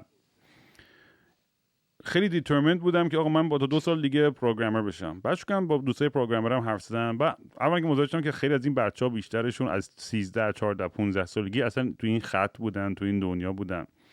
من آدمیم که منطقو خیلی خوب میفهمم، یعنی الگوریتم و کانسپت لاجیک پشت تمام این زبان‌ها سینتکس ممکنه فرق کنه، ولی کانسپت کلی رو کاملا درک میکنم که چه جوری این پله ها باید قدم‌ها برداشته بشه که به این نتیجه برسی. ولی کنگوشادم، یعنی اون پرکتیس فقط مهمه به نظر من توی کدینگ. حالا من نیستم مثلا کدر و روحم خواهم، اون که هر روز هی مغزت، چون من 2 هفته اگه نرم پای چارم یا چیزی یک کدی بنویسم همش یادم رفته، با دوره از صفر بشینم همه توتوریال رو نگاه کنم. بعد با خودم فکر میکنم که تو 41 سالگی، حالا هیچ وقت دیر نیستش، ولی یه آدمی هستش که خب یه توانایی نداره و مجبوره بره یه چیز جدید رو یاد بگیره، یه تواناییش خیلی محدوده. من هم مثلا تو موزیک آرام اوکی، پادکست، تئاتر، فیلمم قرار بازی کنم، نمیدونم کلا برنامه تلویزیون خودم نزدیک بود بگیرم. به نظرم تو این دنیایی که هستم ترجیحاً اگه بتونم یه کاری بگیرم که بتونه تامین کنه زندگیمو، خب خیلی بهتره برام تا سعی کنم بریک ثرو کنم توی دنیایی که باید برم از صفر تو شروع کنم. حالا شاید دو تا کانکشن و پارتی بازی رفیقم داشته، ولی کدینگ اون شوخی نیستش. یعنی باید خیلی زحمت بکشی، خیلی باید پشت کار داشته باشی که بتونی تو این دنیا وارد بشی. چون می‌بینی الان چون دوستای سافت‌ور دیولپر، انجینیر هم به نظرم از ماها راکستار ترن، کلی سالری خوب میگیرن. رفیقای من حداقل اینجوری هستن، همه دوستای سافت‌ور انجینیر من همشون دراگ میزنن، پارتی میکنن، کدشون رو مینویسن، عشق و حالشون رو میکنن، سفرشون هم میرن. و من اینجوری که دود من دیوونم. ما 20 سال پیش ما مثلا اگه همین کارو میکنیم راکستار بودیم، الان ما موزیسینا 8 تامون گره 9 مون همش. ولی به خاطر لزوما به خاطر کدینگشون نیست، کد کردن و دلیلی که میگن همه باید کد یاد بگیرن اینه که به تو پرابلم سالوینگ و فکر کردن یاد میده. یعنی این آدما هایر میشن، به این آدما نمیگن برو اینو درست کن برای من، بهشون پرابلم میدن اینو باید سالو کنن و این باعث میشه که تو بتونی کارهای دیگه هم بکنی. یعنی مثلا تو هم الان باید بتونی مثلا بشینی با خودت فکر بکنی که آقا من الان چجوری باید پادکستمو مانتایز بکنم و ازش پول درارم، یا این همه کارهایی که دارم میتونم بکنم. و یکی از دلایلش اینه که پرابلم سالورای خوبی هستن این آدما، به خاطر اینکه کد بهشون یاد داده چجوری فکر بکنن. و این اتفاقی که برای ما نیفتاد. ببین ماها خیلی با دیفالت انتظار داریم یه چیزایی رو بدونیم. یعنی مثلا من یکی از دلایلی که مثلا فکر کنم جفتمون ما داریم پادکست رو درست میکنیم اینه که ما فهمیدیم که داداش اینا همه اکتسابیه، اینا رو باید بخونی، باید یاد بگیری، اینا رو باید دریافت کنی. و ما یه جورایی تقریبا برای عموم آدما از دبیرستان به بعد یه جورایی فکر میکنم، حتی دانشگاه هم نه، از دبیرستان به بعد دیگه این لرنینگ پاس شد دیگه. ما اصلا ادامه ندادیم راجبش حرف زدن و چیز جدید یاد گرفتن و اصلا مغزمون منقبض شد. و مغزم این عضله این جیم رفتن میمونه.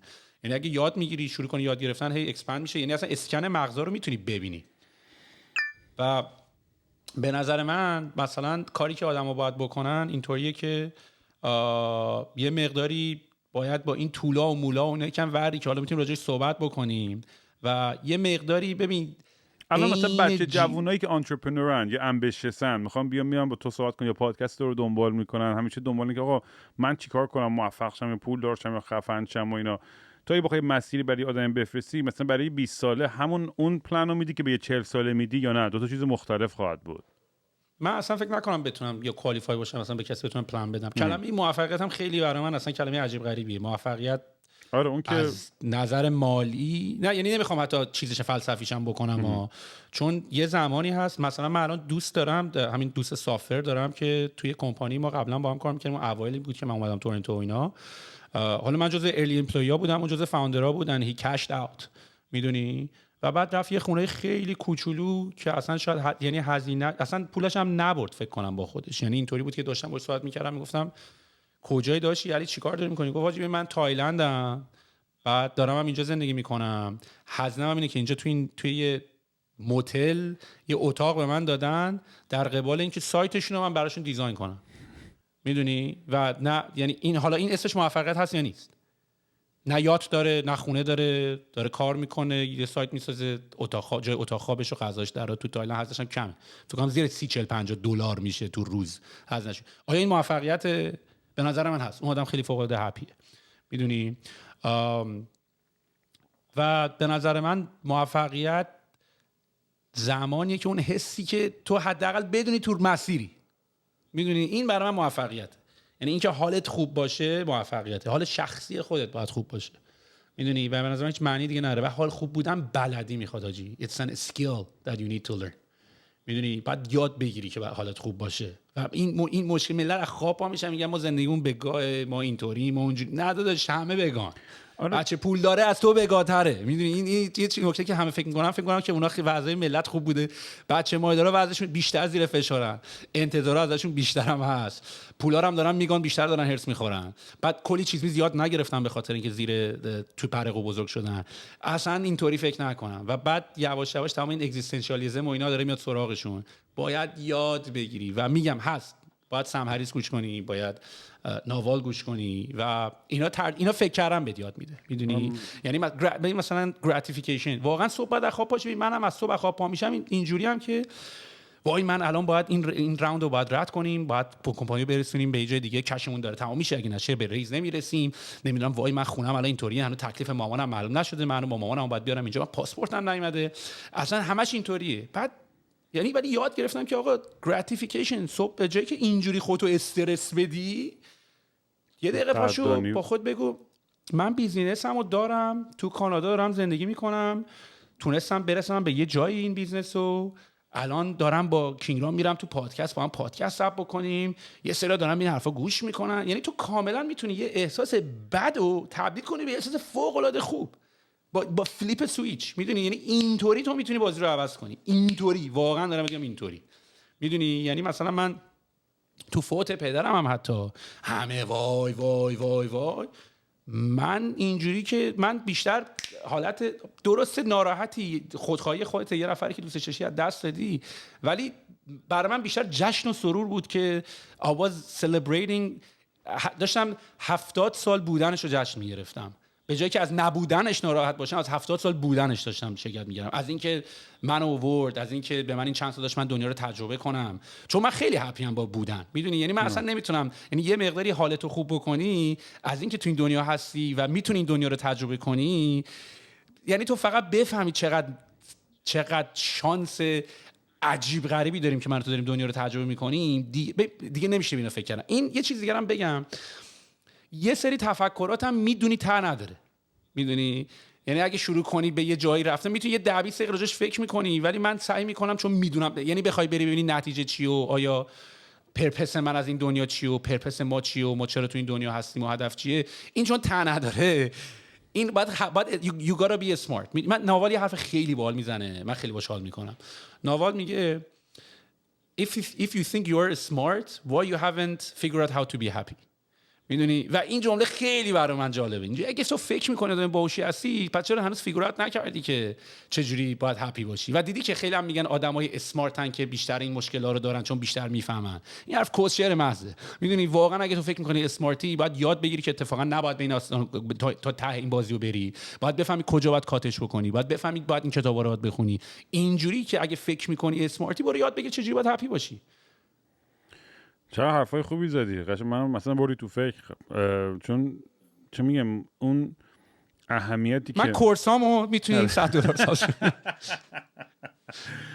ببین اهمیتی که ما میدیم حالا تو لحظه به یه سری هوس‌ها، به مادیات، به یه سری غریزه هامون، میدونین که هممون هم کردیم، ما توی لحظه یه تصمیم اشتباهی گرفتیم سر هر چی بوده و بعداً پشیمون شدیم. خب اونم یه قسمتی از رشد شدی که اون اشتباه کردم و من از خودم اعصابم خورده خیلی وقتا، میگم آقا تو چرا باید بخوای کف این گودال و این چا تو انوگو باید بری قلط بزنی تا بتونی درس رو بگیری و بیای بیرون و دوباره برگردی سر پات. نمیدونم بعضی وقتا اعصابم از خودم خورد میشه که به قول آمریکا I can't get my shit together. میدونی من چون چند ماه خوبم 2 ماه بعدم دوره چند ماه خوبم. خب یاد گرفتی اینو کنترل کنی، چون این باید این مثل آواتار که از سوار اژدها میشد، اینو باید یاد بگیری رامش کنی بیاد دستت، وگرنه این هی میخواد ببره، این میخواد بره جق بزنه آجی، این میخواد بره بشینه پر نگاه کنه، این میخواد بره بشینه مشروب بزنه، این میخواد بشینه کوکولی بزنه. یعنی اینا اونایی که فکر میکنن ما یه جور خاصی هستیم، ندادش. اتفاقا من چالنجم از تو خیلی بالاتره، به خاطر اینکه من همه اون کارا، تو که نصف اون کارا رو نمی‌کنی. یعنی اینا، یعنی یارو نه سیگار میکشه، نه علف میزنه، نه کوکولی میزنه، نه آیواسکا زده، ما که کرم همه اینا رو داریم. من که چالنجم سخت‌تره، من از صبح فقط باید وایسم میگم نه نه نه نه نه نه نه نه من باید الان میشم کار بکنم. میدونی چالنجی که ما که سخت‌تره، ولی من دارم سعی میکنم، دارم با این اینجوری که داشی چطوری خوب. من خیلی با خودم به عنوان شخص دومم حرف میزنم، یعنی انگار روبروم داشتی صوت خوبی، روبرایی چته مثلا. خیلی کار خوبی میکنه اتفاقا. یعنی یعنی حتی از همه کتابایی که من خوندم، همه تجربه کردم، اینه که آقا اون قسمت تاریکمون همیشه کنارمون هست، اون سایه باهمونه همیشه. تو میتونی باش بجنگی، لگد بزنی، بهش مشت بزنی، بهش فوش بدی، باش قهر کنی، ولی اون هنوز همونجاست. تنها کاری که آخرش میتونی بکنی که باهاش ارتباط برقرار کنی، بگی آقا من تو رو اگنالج میکنم، میدونم تو هم وجود داری، تو هم جزئی از من هستی، ولی امروز نمیخوام بهت گوش کنم. میدونی امروز میخوام به قلب خودم گوش کنم، نه به اون قسمت سایم. و کم کم فکر میکنم اگه بتونه آدم این دیالوگو داشته باشه با خودش و اون احساس راحتی رو بکنه، دیگه کمتر واکنش نشون میده به اون لحظه های ایمپالسیو سخت که میگم برای منم.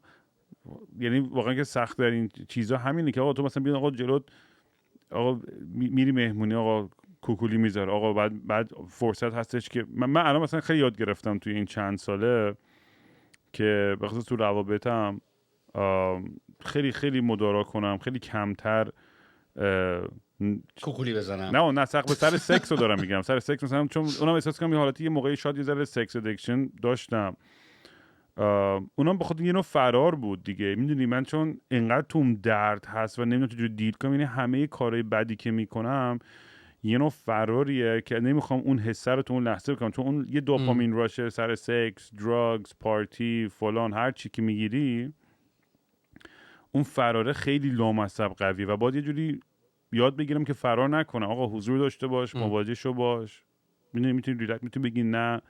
بدبختی منم مثلا خیلی وقتی اینه که میدونی حالم خوب میشه بعد مثلا سر پادکست خودم یه حالت یه ذره دلقک معابی پیدا کردم، چون میگن این یارو همون کسخوره است که مست و چت صبح تا شب. خب من نیستم، تو خیلی وقتا دارم ورزش میکنم، دارم کوه میرم، دارم کار مفیدی میکنم، کتاب میخونم، چه میدونم، صبح تا شب مست و چت نیستم.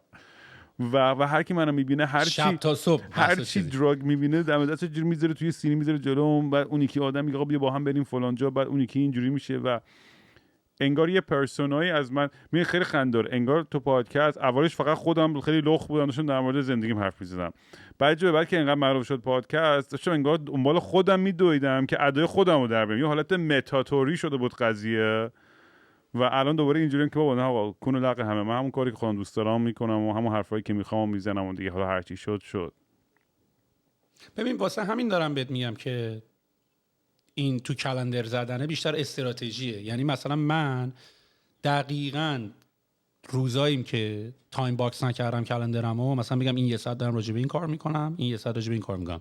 دقیقاً مثلا اگه میتینگم تموم بشه و کار نشته باشم، فکر کردی من کجام؟ یا تو سوشیال میدیای، یا داری اینستاگرام رو چک میکنی، یا بپرم یه دوشی بگیرم، مثلا دنبال هر کاری هستی، یه برم یه کتابی بخونم. من حاضری مثلا برم یه فیلم ببینم که اون کارا رو که میدونی باید بکنی نکنی، چون تایم باکسش نکردی. میدونی میام مثل جیم، اگه جیمه نره تو کلندرت آجی نمیری، راحت میگی نمیرم امروز حال ندارم. میدونی ببین تو باید زندگی تو، من پاتکی که دارم یاد میگیرم اینه، باید آتو پایلتش کنی. اگه قرار باشه راجع به همه چی هر روز پاشی فکر کنی، به گا میری. اگه قرار صبح خواب پاشی بگی من برم جیم الان، به گا میری. اگه قرار بعد جیم بگی من برم الان، مثلا من دیدم تا جایی که بتونم سعی کردم همه چی رو اتومات بکنم اونایی که میشه. مثلا من غذا رو دیگه تنها زندگی میکنی دیگه، من نمیتونم هر روز فکر کنم چی بخورم. بعد هر روزم تا گشنت میتینگ تمام میشه چیکار میخوای بکنی؟ مغزت هم که دنبال مثلا برم یه همبرگر فست فود بزنم، فرایز بزنم، نمیدونم اینجوری بزنم. آقا من دیگه غذامو سابسکریپشنی گرفتم، گفتم همه رو بیاره دیگه، یعنی هفته 2 بار دلیور میکنه، فقط به خاطر اینکه آوتسورس کنم اینو از ذهن من بره بیرون، یعنی هم اتوماتش بکنم هم وقت منو نگیره. و ببین الان 1.5 سال 2 سال دارم هلتی غذا میخورم، مشتی لاغر شدم، بعد دارم ورزش میکنم، ولی همه اینا رو اینجوری نیست که هر صبح خواب پاشم رو ویل پاورم حساب بکنم بگم الان من خودمو میکشم جیم، الان من غذای خوب میخورم. غذای تو یخچال نباشه من فسود زدم، میدونی، ولی غذا رو باید بذاری تو یخچال. میدونی کلندره باید به من بگی کار بعدیت اینه، چون کار بعدی توش نباشه چی میشه؟ من میرم تو فکر که چیکار باید بکنم، بهترین تصمیم احتمالاً نمیگیرم. میدونی واسه همینه که من دیسیپلین دوست آدمای تنبله آجی. خیلی قشنگ حرفت. منم باید بیشتر این جدی این کلندر لامصبا میگه من علف میکشم، کافی از جلوی یخچال رد شم، یعنی یه نسیمی از آشپزخونه من بخوره تمومه. یعنی دارم مرغو دارم تو بستنی میکنم میبرم، اصلا یعنی ارادم صفره. یعنی اصلا خودمو نگاه میدونم، نه ولی خودمو نگاه میکنم، بعد سرزنش میکنم، خودم عصبی میشم. یعنی این دقیقاً کل زندگی من تو همین این توصیف میشه که یه کار احمقانه میکنم، بعد خودمو سرزنش میکنم که چرا این کار احمقانه کردی، تو از این حرفا قوی تری، بعد از خودم متنفر میشم و این چرخه باشه که برم افسردهشم، برم زیر پتو قهر کنم با خودم، بعد دوباره یه جوینت بزنم و دوباره بیام تو آشپزخونه. یعنی میخوام این اگه بخوام یه توضیح بدم، یه روتینی که اینجوری نیست همیشه، ولی میخوام یه متافور برای وضع روحیم که توی یه سایکل آدم خیلی احمقانه خشنی که گیر میکنه. تو پادکست جو روگن و مایلی سایرس رو ببین. ندیدم اون اپیزود. خورکوپرت میریزه، خیلی خفنه. بعد اصلا مایلی سایرس که اصلا از بچگی از پدر دست در نس همه تو اینترتینمنت بودن و اینا، و این دختر اصلا بهت میگم از وضعیتی اومده بیرون، یعنی از یه وضعیت عجیبی اومده بیرون. یعنی دیگه یارو دیگه سوپر استار هم هست و همه کاری داشته میکرده و اینا، ولی مثلا میگفتش که چند سالی بود به الکل و اینا اصلا لب نزده. و بعد مثلا ازش پرسیده بود که چه جوری این کارو کردی، میگفتش که چون هر شبم اینا هی کنسرت و بعدش هم هی آن دی رود و همش هم این داستانا هست، همه اینا هست و اینا. میگفت ولی من دیگه واقعا نمیتونستم یه سلبریشن نیم ساعته یه ساعته رو به این ولکانویی که تو سر من صبح قراره، یعنی من هر صبحم بخوام فاکتور یه روز کاملا از دست بدم به خاطر اینکه شب 10 دقیقه حال کردم، میدونی. و برای ما هم داره این تبدیل میشه. یعنی مثلا منم اینطوری هم که الان میخوای یه دونه یه چیزی بزنی که صبحت فردا به گا بره یا چی، کدومش بیشتر میارزه؟ و بعد ببین تو یا داون هیلی یا آپ هیلی. من فکر نکنم حالت استندی ما نداریم. یعنی تو اگه به قول تو غذای بده رو بخوری، من چون اینجوری هم هستم، من 0 و 1 هم هستم، یعنی یا دارم کثافت میزنم یا دارم میتره کنم، میدونی. یعنی من اینطوری هم که دیگه واقعا دارم سعی میکنم خیلی، مثلا دیگه من ویکندام اینجوری سال خیلی بیشه بچه‌ها برم، حالا اون دوستایی که میدونم من کجام شاید من بخندم، ولی کلا منظورم اینه که دارم سعی میکنم محیطمو کنترل بکنم. یعنی جایی نرم که بخوام مثلا قرار باشه مثلا اصلا آدم پیرتر همیشه دیده یه جایی شروع میکنه درد کردن و از اینا که اصلا میگن شت من نمی‌رسم همچین جایی تو بدنم وجود داره. و اینی که تو میگی داری معیار مثلا داری مقایسه میکنی چی برام بهتره، منم دقیقاً اینجوریم که خب الان برم سکس داشته باشم وای تخت خواب هرچی پیرتر میشه خواب چقدر با ارزش تر میشه. اصلا کدومش بیشتر حال میده؟ یعنی با خودت هم بیشتر فکر بکنی. من بخوابم برم خونه جق بزنم راحت شم. آره مشکل ما فکر کنم به قول فکر کنم ناوال راجع به این صحبت می‌کرد. داره چیپ دوپامینه. ما دنبال دوپامینای چیپیم. خب و ما دیلید گراتیفیکیشن رو از دست دادیم. دیلید گراتیفیکیشن مثل جیم میمونه. تو روز اول بری جیم، بری خودت جلوی آینه نگاه کنی، اتفاقی نیفتاده، روز دوم اتفاقی نیفتاده، روز سوم اتفاقی، ولی این اتفاق خوب قراره تأخیر پیدا بکنه. ولی ما همش دنبال دوپامینای چیپیم، مثل لایک اینستاگرام و مثل مشروب و مثل یه سیگاری بکشم و اینا دوپامینای چیپه، واقعا دوپامینای بی‌کیفیت چیپه. و یواش یواش فکر کنم سنت میره. ولی اینا رو من نمیتونم به یک جوونه باید بره اون کارا رو بکنه، خوش باید به نتیجه برسه. یعنی ولی خودش ولی بدون این حرفو هست، بدون یه قربش برسه. چون من اصلا دنبال این نیستم. یعنی من خودم همه کاری رو میکنم و فکر میکنم مثلا یکی از دلایل این اینسایت ها اینه که این کارا رو کردی. من خودم خیلی با کسی که دراگ نزده نمیشم باش بحث کنم، اون بیاد به من بگید کسخل مثلا وید اینه این اعتیاد داره، اون میگه برو بابا تو اصلا تو کوالیفای نیستی با راجع به این موضوع صحبت بکنی، میدونی. بعد جالب میشه که تعصب آخه اون آدمایی که هیچ وقت نزدن خیلی بیشتر از ما. مثلا من کسی اگه نزنه من قضاوت نمیکنم، حالا با قول تو شاید مثلا نتونم خیلی درک کنم دنیاشو، چون احساس میکنم یه سری حرفا اگه مثلا زده مثلا این تجربه کرده شاید بیشتر بتونیم کامیونیکیت کنیم، ارتباط برقرار. ولی اونجوری هم قضاوت نمیکنم یا اونجوری نیست که نتونم صحبت بکنم، ولی احساس کنم کسایی که اصلا یعنی خیلی پاک پاستوریزن همیشه به یه حالت پایین نگاه میکنن، خیلی کمتر پیش. البته سر پادکست من خیلی جالب شد چون من خیلی تجربه سایکدلیک هم دارم، خیلی آدما بهم میگن که رام دمت گرم که اینا رو در اختیار ما گذاشتی، به خاطر اینکه من هیچ علاقه‌ای ندارم دراگ بزنم و نخواهم زد، ولی گوش شدن به تو باعث شد که یه دری باشه، یه پنجره به اون دنیا باشه و دیگه قضاوت نکنم مثل قدیم که نگاه میکردم گفتم یارو هر چی میزنه، چه علف میزنه، چه شیشه، چه آیواسکا، همش معتاد فلانه. الان دیدم ما هم همینطوری بودیم، ما هم به آدمای خفن گوش دادیم دیگه. بیلیونز رو دیدی تی وی شو اصلا بیلیونره، یارو بعد میره آیواسکا میزنه، تازه میفهمه باید چیکار باید بکنه. و اینا ببین ما انسانا واقعا آیواسکا اینا که کامرشال هم داره میشین، برادر من چون تو کار سایکدلیک تراپی دیگه اینا ولی اشکال نداره بذار بشه، ولی خود ماده‌اش چون خیلی الان ببین انقدر این کورپوریت مانی گنده اومده تو این بازی، باورت نمیشه سوال. یعنی چه استارتاپ هایی هستن که همه دیگه الان سایکدلیک بیسد و فلان و دوباره این فارماسیوتیکال. تو کانادا علفا رو دیدی آجی میزنی میپاشی، یعنی از علفی قدیم میگرفتی خیلی سنگین تره. اصلا چی ساختن این چیکار دارن میکنن؟ این چیز عجیب غریبی. آره من همیشه تعریف میکنم که قدیما یه بهمنو مثلا 20 تاشو خالی میکردیم، 20 تا جوینت میزنیم، بنظر یه دونه نصف جوینت امروز هم نیست اصلا. ولی اینو خواستم بپرسم ازت سوال، تو اینجا اشاره کردی که تو گفتی تنها زندگی میکنی، درسته یا نه؟ یا پارتنرت باهات هستش یا آن آن آف؟ اگه اشکال نداره اگه دوست داری راحت هستی در موردش حرف بزن. 100% در حال حاضر تنها. میتونن اپلیکیشن رو دوستان پر کنن و میتونین در اصل فرصت. من اتفاقا فکر کردم که تو برنامه خودم میخوام یه دیتینگ شو بذارم و یه دیگه کار خیلی کسخلی دیوونی آیدیایی دارم که فکر کنم خیلی خنده دار باشه. حالا اگر یه دیوونه تری از خودم پیدا باشه حاضر باشه در مورد همین چیزا حرف بزنه. anyways من تو رابطه بگو. خواستم تو مثلا توی رابطه الان، یعنی سوالم اینه که تو چقدر داری آدم چون دیدی عادت میکنه به تنهاییش، به اسپیس خودش، به فضای خودش و خیلی سخت میشه که اونو به اشتراک بذاره برای کسی دیگه ای. میخوام بدونم تو الان برات دغدغه‌ای هستش که مثلا پدر بشی خودت یه روز یا نه؟ چون میدونی یه سری عقده ها و کمپلکس های ژنتیکی هم تو هممون هستش بالاخره، یا چه میدونم توانت مامان بابا دیدی مثلا میگن آقا بچه دار کی میشی. و من خودم همیشه یه از این طرف یکی دلیلی که همیشه می‌خواستم بچه دار شم بخاطر این بود که آخرین عکس اینستای بابام با بچهای کازنام بود و با امید روزی که منم پدر بزرگ بشم و این همیشه ته ذهنم خیلی منو داغون کرد و مونده. ولی از طرفی که بابا خیلی کار خودخواهانه به یه پست اینستاگرام میدونی پدرم که فوت شده برم بچه بزنم، خیلی کار احمقانه ای. آدم میذاره وقتی منطقی تر بهش نگاه میکنه.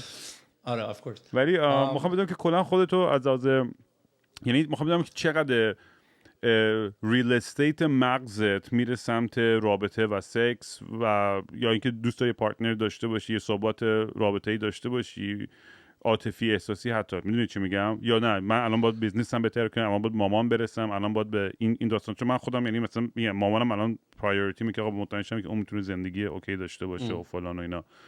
یعنی خون خودمو نمیتونم جمع کنم. خیلی وقت میگم من چجوری میخوام برم الان خانواده تشکیل بدم.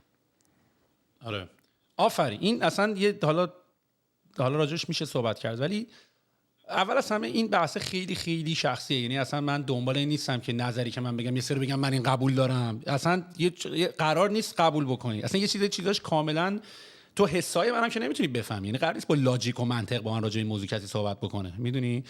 و اتفاقی که حالا برای من حالا تو اولا که هر چی سنت میره بالاتر خیلی سخت‌تر میشه، چون پیکی تر میشی دیگه چیزای ریزم میره تو مخت، میدونی؟ نوع غذا خوردن یه راه ممکنه بره تو مخت، دور راه رفتن ممکنه بره تو مخت، نوع خیلی چیزا ممکنه بره تو مخت.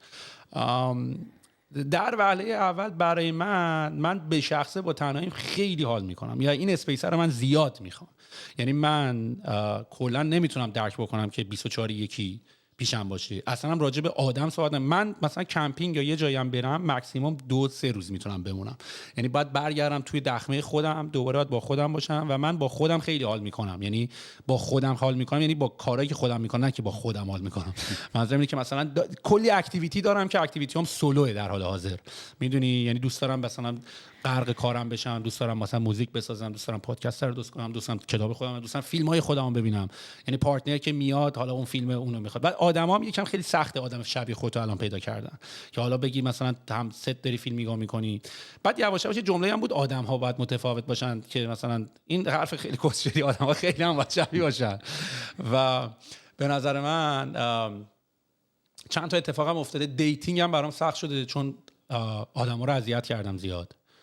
یعنی میری تو رابطه، بعد خب دخترها معمولاً رابطه رو شروع میکنن که جدی شه دیگه، یارو نمیاد که مثلا بگیم حالا الان دوباره میگن نه همه اینطوری نیستن، ولی کلا هدف اینه. و من خب خیلی مسافرت کردم، خیلی این ور اون ور رفتم، هر بار یک آدمو رو اذیت خیلی کردم. یعنی اینقدر آدمو رو اذیت کردم دیگه نمیخوام دیگه، سعی میکنم نرم تو رابطه حداقل اگر میدونی که میخوای ادامه ندی. خب چرا مثلا من یه پرانتز فقط اینجا بزنم تا این بس، مثلا من دلیلی که من رابطم خیلی ریلکسه بخاطر اینکه من از اولش خیلی راحت کامیونیکیت میکنم. میگم آقا من فقط دوست دارم مثلا ما یه هفته باشم. فایده داره؟ ببین حداقل در کامیونیکیشن فایده منم همینا رو میگم. نه من برای من خیلی فایده داشته، برای من خیلی اوکی بوده. من الان خیلی هم دوستم با همه آدمایی که باهاشون کانکشن داشتم.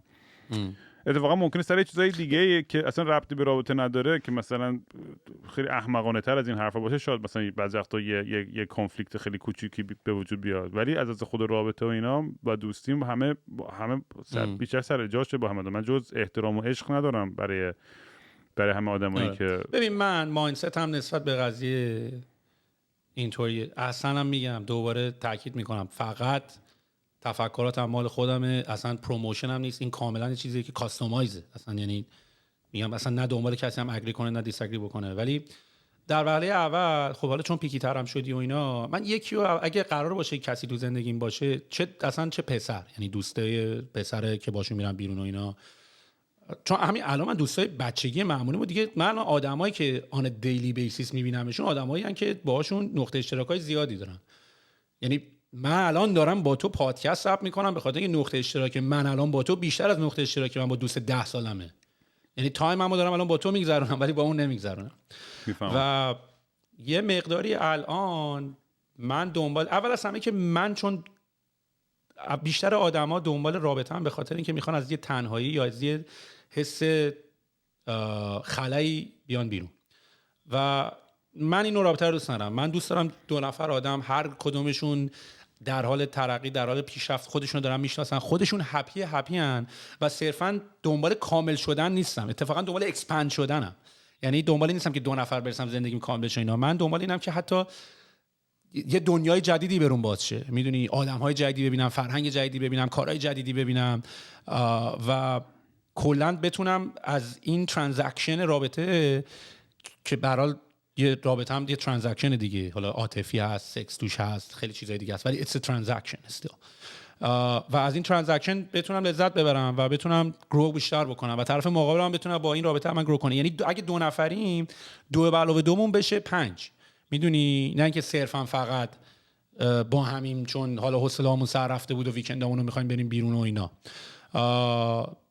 این مثلا دوست داشتم 2 + 2 5 بشیم، این قشنگ بود.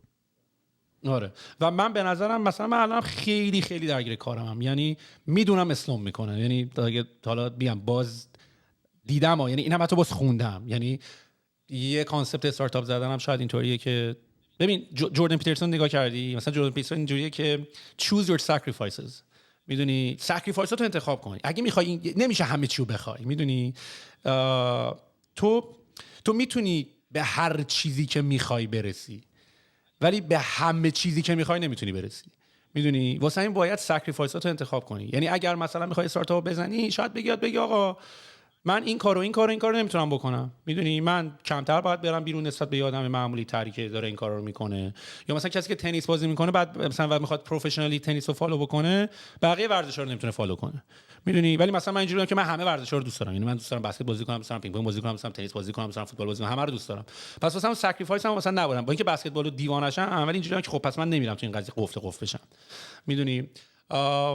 و یه مقداری تو دنیای استارتاپ هم یکی از ساکریفایس ها این بود، یکم دیلیدش کردم دیگه. یکی دیگه هم اینطوریه که حالا میگن مثلا خیلی از آدما میخوان با هم بسازن و اینا، من یکم دنبال اینم که اول یه سری کارا رو تیکر بکنم. من پرایتی اول یکم مثلا فامیلیمو با خانواده‌مه، بعد خودمم که برای اینکه به خود بتونم دور و بریامم کمک بکنم، حالا چه از طریق کارم و به هر حال وقتی تو الان تو این بیزنسی که من دارم برای یه سری آدم رو من ریلای میکنن دیگه، میدونی، و منم دارم روی سری آدم دیگه ریلای میکنم، پس بعد من خودم تیکر بکنم خیلی زیاد، میدونی. یعنی اصلا کار خودخواهانه ای نیست، یعنی اتفاقا من به خاطر اینکه بتونم به بقیه کمک بکنم بعد اول اصلا خودم تیکر بکنم و من اتفاقا میخوام بیزنسمو اینا رو اول به یه جایی برسونم بعد شاید بهش بخوام فکر بکنم، میدونی.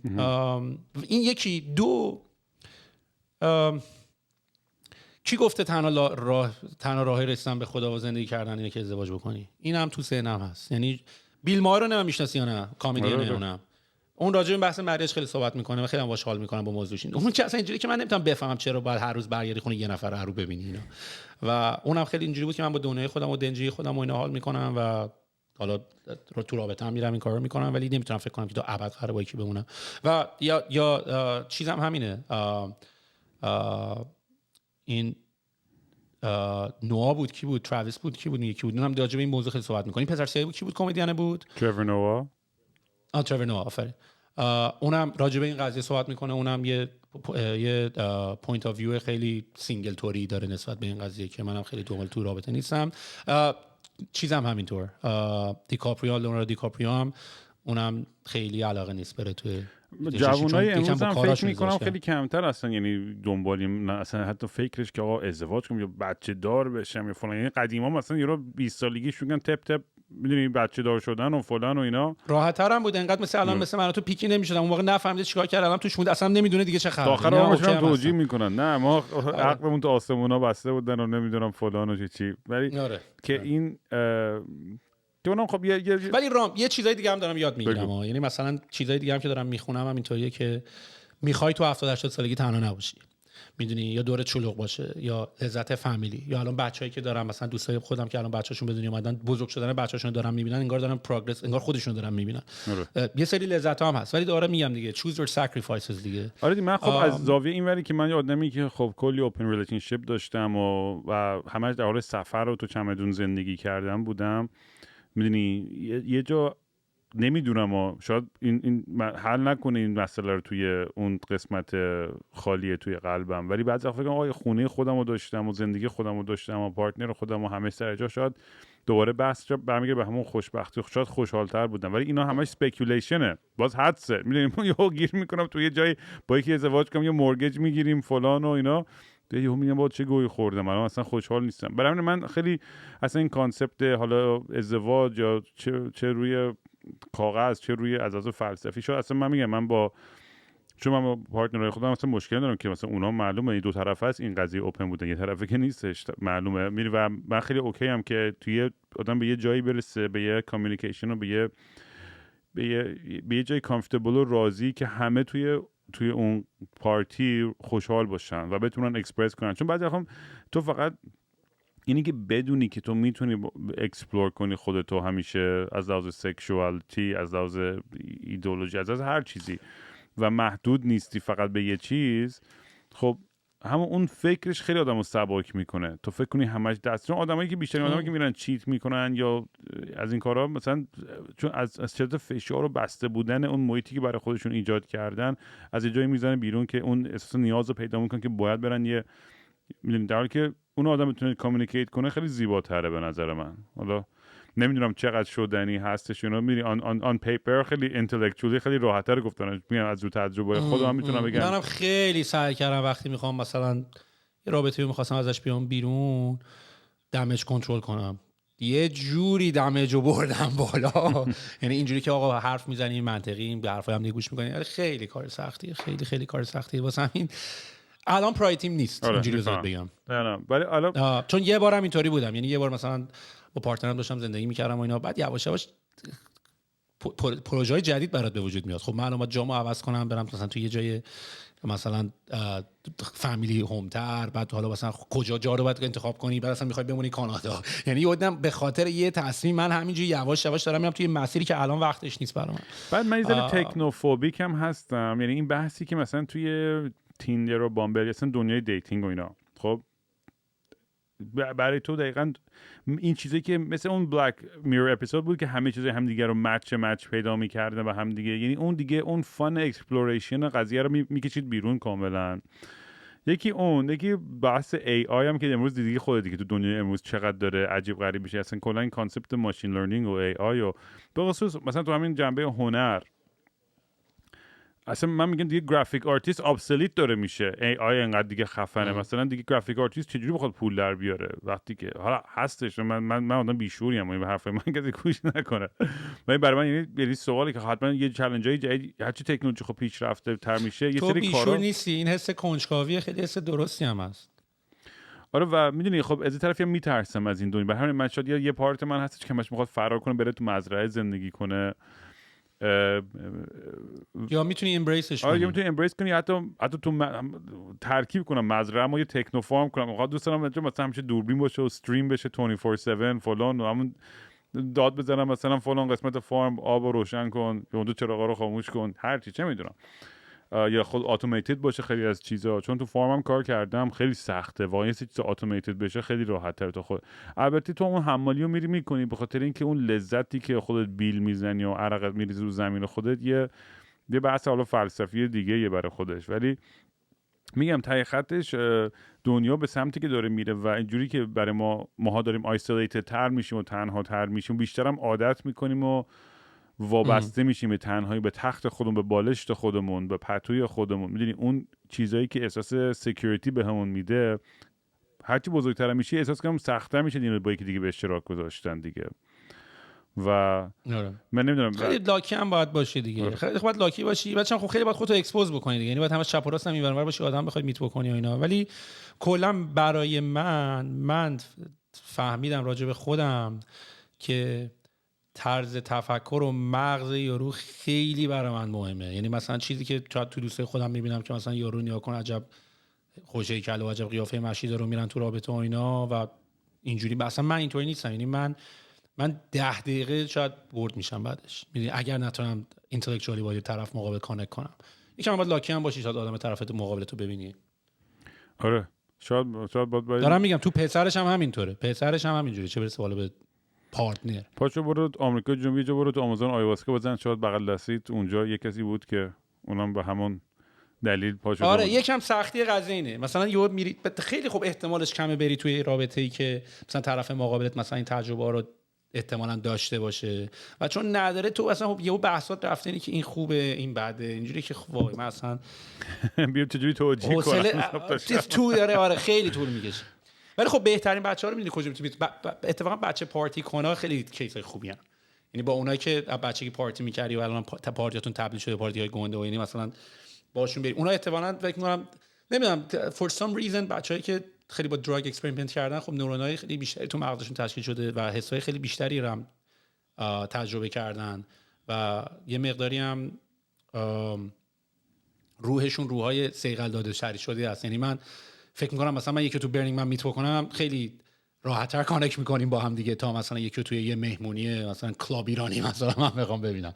میدونی چی میگم؟ واسه همین واسه همین یه مقداری باید تجربه یکسان تا یه حدودی باید داشته باشیم. آره میفهمم. ببینیم چی میشه دیگه دود. آخرش ببینیم که 40 سال دیگه داریم نگاه میکنیم به این ویدیو، اگه زنده باشیم هنوز یه دستمون تیکش آهنی و ربات آرم و لگز داریم و اینا.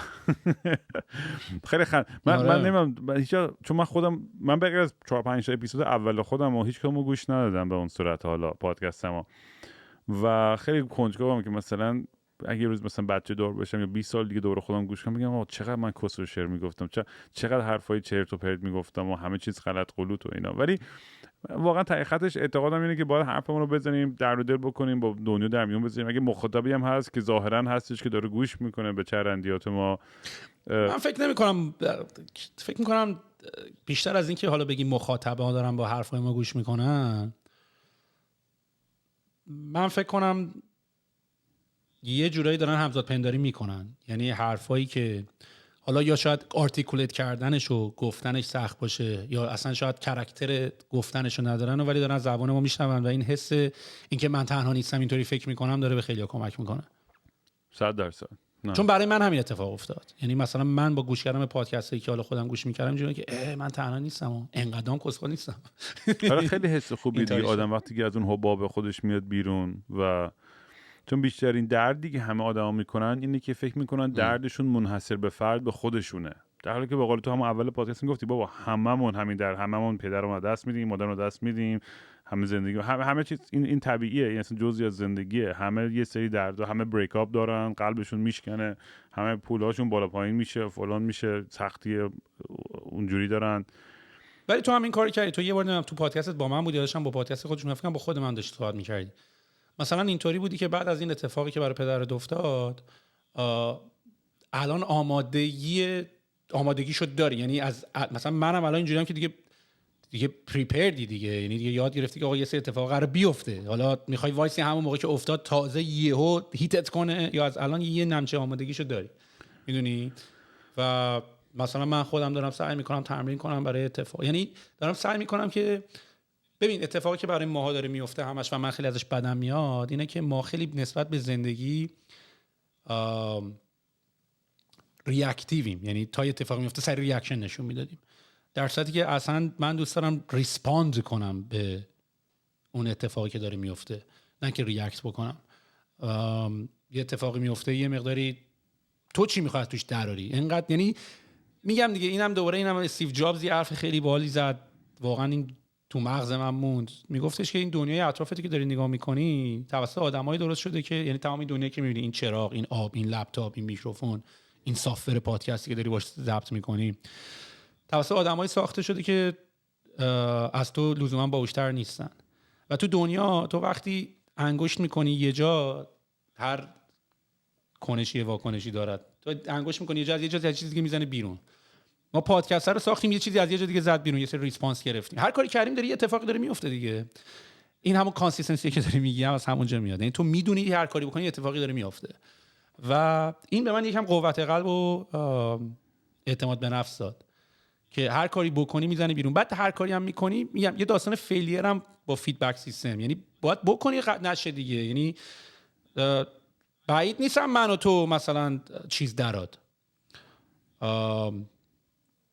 مثلا یه چیز عجیب غریب دراد. یعنی من اگه یه روز یکی بیاد به من بگه که آقا دمت گرم چقدر زحمت یعنی موفق شدی و اینا، اینجوریام که من فقط پک کردم در اومد، میدونی. یعنی تو هم اگه بکنی در میاد، یعنی فکر نکنم فقط تو نمی‌کنی. یعنی نصف مشکل من با تمام آدمای دور و برم اینه که فکر میکنن ماها خیلی باهوش و اسمارتیم داریم این کارا رو میکنیم، چه تو اصلا نمی‌کنی.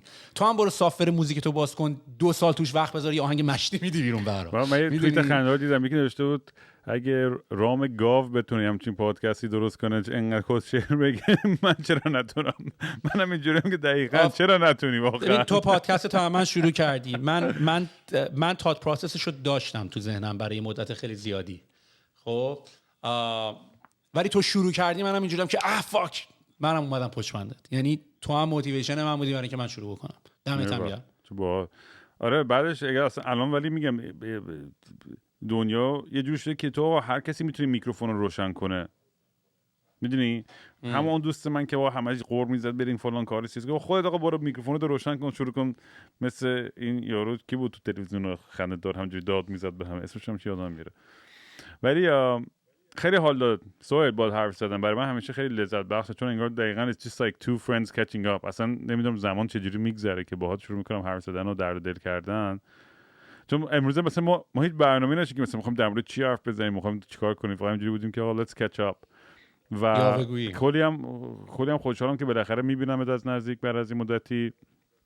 میام تورنتو، اونجا با هم هنگ اوت می‌کنیم و چیل می‌کنیم و ببینم اونجا یه ذره مغزتو روش کار کنم، ببینم یه استارتاپ ایده میتونم ازت بدزدم بگیرم بزنم. ببین ما الان تو چرا اسپانسر نگرفتی؟ من الان خیلی دارم ایمیل اسپانسرشیپ و اینا میگیرم. جاکش اسپانسرای تو با من تماس میگیرن، میگم میتونی با سوالت میگم دایوس بخواد بهش پول بدی چرا کونه منو میسوزونی، برو خودش تماس بگیر مستقیم. میام آدینس من تو حتما اینا فکر میکنن. اصلا من یه پیشنهادی دارم. من خودم یکم برای من عجیبه، من یه دوست بیزنس باحال دارم، یعنی بیزنس ایده باحال داشتم قبل از این استارتاپمو شروع کنم. هنوزم احساس میکنم اون ایده هنوز جون داره. این یکی این که داستان اسپانسرشیپ گرفتنه هنوز یه مقداری عجیبه. یعنی تو دنیای خارج هم مثلا تو خودت باید مثلا خب یه سری کمپانی هست مثلا اتلتیک گرینز هست تو این خارجی خیلی تبلیغ میکنن و نمیدونم این داستان و اینا و اینا رو بعد شاید جدا باشون کانتکت بکنی. ولی پلتفرمی که تو بتونی بری مثلا کاری که الان انکر کرده گفتی، انکر دیگه تو رو ننداخته دنبال اینکه بری تبلیغ رو بگیری، داره میگه اینو ضبط کن من رو ویو تو دارم مانتایز میکنم دیگه. یوتیوب هم همینطور. یعنی ولی انکر با تو آمریکا باشی، خارج از آمریکا نمیتونه.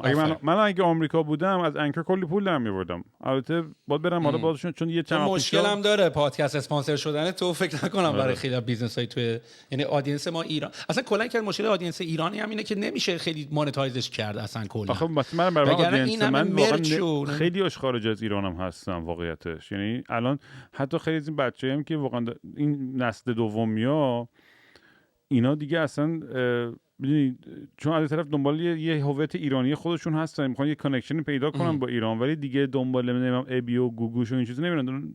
یعنی الان مثلا تو یوتیوب میا پلیز و مدگل و این چیزا میرن نگاه میکنن دیگه، میدونی. و حالا میگم من پیر سگ میگم من 41 سالم، من چرا بدم ادای تینیجر بازی در بیار؟ اینم یه همیشه چقدرم گندن، منم کرکوپرم ریخته. من اصلا بعضی موقع عددا اونا رو نگاه میکنم که داشت ما داریم تیله بازی میکنیم.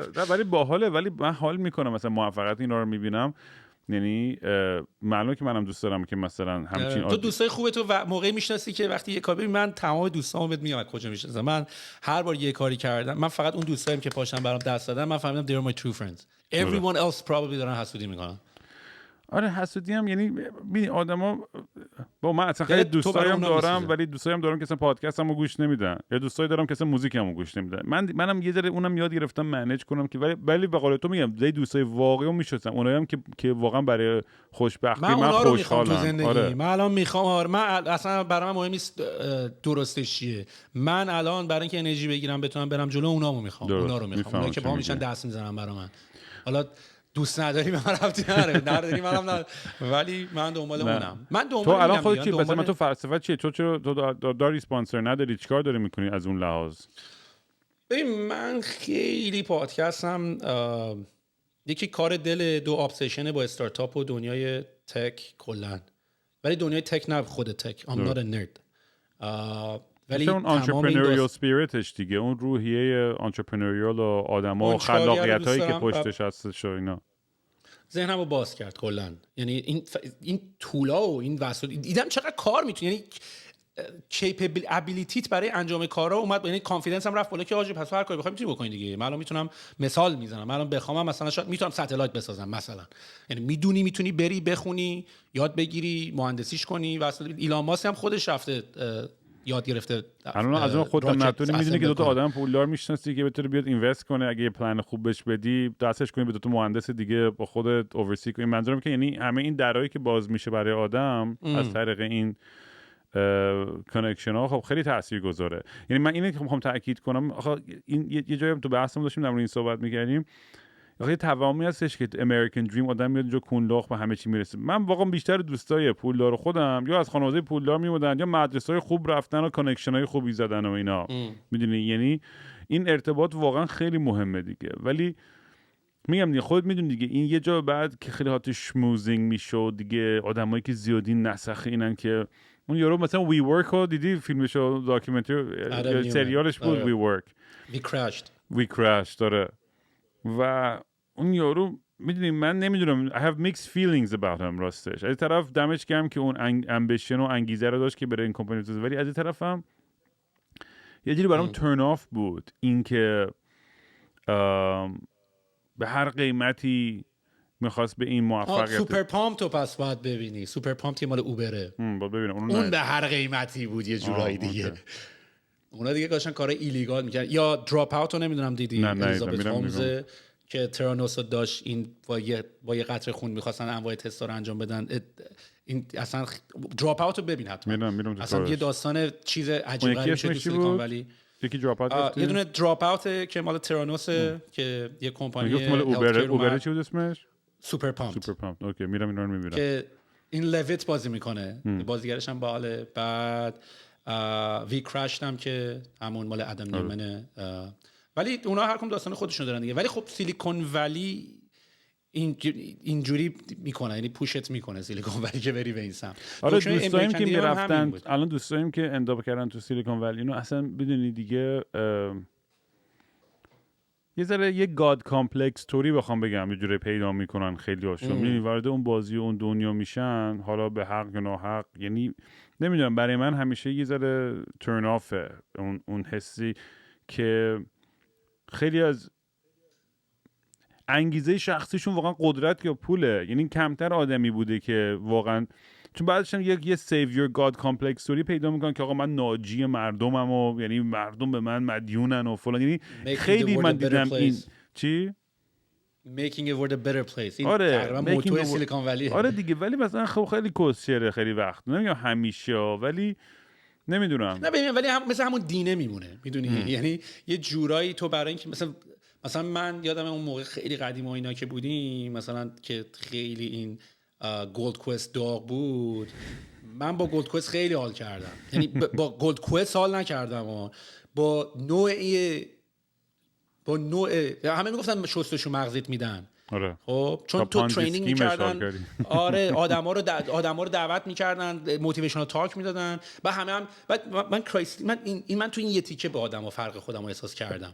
همه اینجوری که شستشو مغزی میدن ولی من اینجوری هم که چه جوری دارن این کارو میکنن. من اگه بتونم این تکنیکو یاد بگیرم من میتره کنم، میرم یه کار دیگه میکنم ولی تو راه درستش مثلا. ولی آواز یعنی خیلی برام جذاب بود که چه جوری میتونن یه سیستمی که تو یارو داره عملا ریفرال پروگرام بود، حالا یه جوری پانزی اسکیم هم خیلی نبود واسه چو بخوای، اینجوری بود که تو اینو بخر کامیشن تو بگیر دیگه، تو هم بعدی بفروش کامیشن تو. یعنی این بود، خیلی ساده بود. ولی اومده بودن یه دینی دورش درست کرده بودن که این دینه داشت کار میکرد. سیلیکون ولی هم این دینه رو درست کرده بودن، این احساسه رو درست کرده بودن و تو سام اکسن I can understand why. میدونی میتونم بفهممش چرا و جالبم بود. حالا بعد خودت هم اون ور بازی رو بفهمی همین ور بازی رو بفهمی، بعد تصمیم خودتو بگیری دیگه. آره. نباید همه چی رو کورکورانه فالو کنی که. نه آره من خودم چه میدونم، من اکستریم هر چیزو دوست دارم ولی من خودم جالبه اون دیدگاه. من خودم شاید یه روزی واقعا میگم I ended up in some sort of startup، یعنی بعید نیستش که با یه تیم کریتیوی جای جمع شد. چند بار برام تصادفی خیلی پیش اومده، نه اینکه آدم این کاری باشم ولی مغزم جوری کار میکرد که همیشه خودم توی موقعیت‌های سر در می آوردم که میگم خب الان چی مثلا برم این. من یه ایده باحال دارم برات. بگو. یا میخوای برات همین الان این چالنجی که برای پادکست داریم، من کمپانی ایران هم نگاه کردم، یعنی هستن ولی نیستن. مایکروفون رو نزدیک‌تر، میکروفون دور شد. آره اینو بعد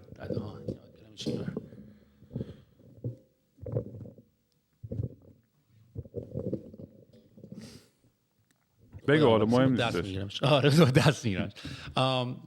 مثلا اتفاقی که افتاد مثلا الان تو پادکست اگه دقت بکنی الان اسپانسرشیپ من یه مقداری هم مثلا اسپانسرشیپ هم میدم دنبال حالا ویو ان دیگه، یعنی مثلا ما بشیم یه نتورک، چون کم هم نیستن الان پادکسترها.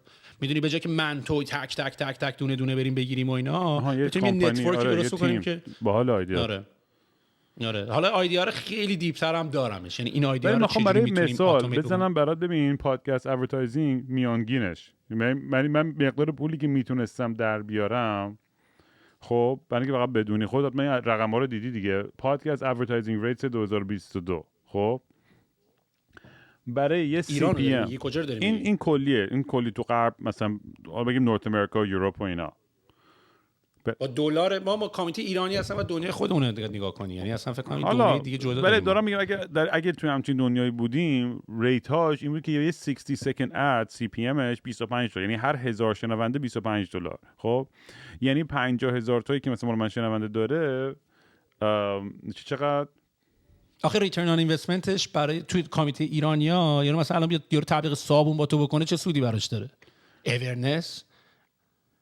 میدونی یعنی ما یکم باید نیرو نیشمون هم باید مانور بدیم. مثلا برای من تو راحت تره. نه میفهم ببین، ولی میخوام بگم برای اپیزود من $1250 در میاد مثلا بگیم. خب حتی اونم نصف کنیم، مثلا من خودم ریت تبلیغم دور $500 هر کی میخواد تبلیغ کنه برام، من ریتم چون میگم آقا this is fair، من نصف میکنم اون چیزی که حقم معمولی مثلا $1300 من کمتر از نصفش میکنم پر اپیزود. آره پر اپیزود مثلا یه همچین ریتی دارم معمولا. تازه میدونم آدمای دیگه هستن که میدونم که پادکسترهای دیگه خیلی پول بیشتری میگیرن، یعنی تو بچهای ایرانی و اینا میدونم که خیلی من ریتم الان اینه بستگی به این شنونده‌ای که چیزی که دارم و اینا.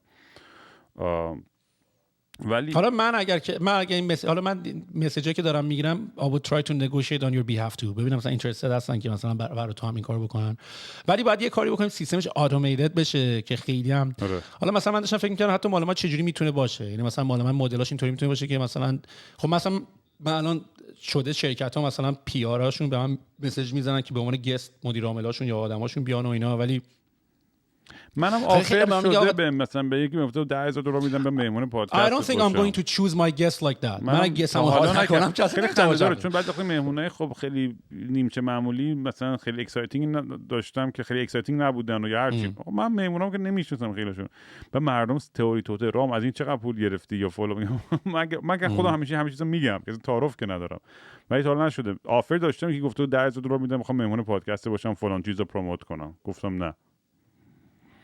آره میفهمم، ولی نمیدونم شاید یه روزی بگم آره اینجوریه که بگم 0 یا 100 ام، بعد که مودم اون لحظه داره اون روز داره از فلسفی و اینا کجای طیف سیاسی وایساده. دیگه بچهای پادکستر کیا رو میشناسی؟ کسی میشناسی؟ خیلی نمیشناسم نه راستش. I think we should make a network.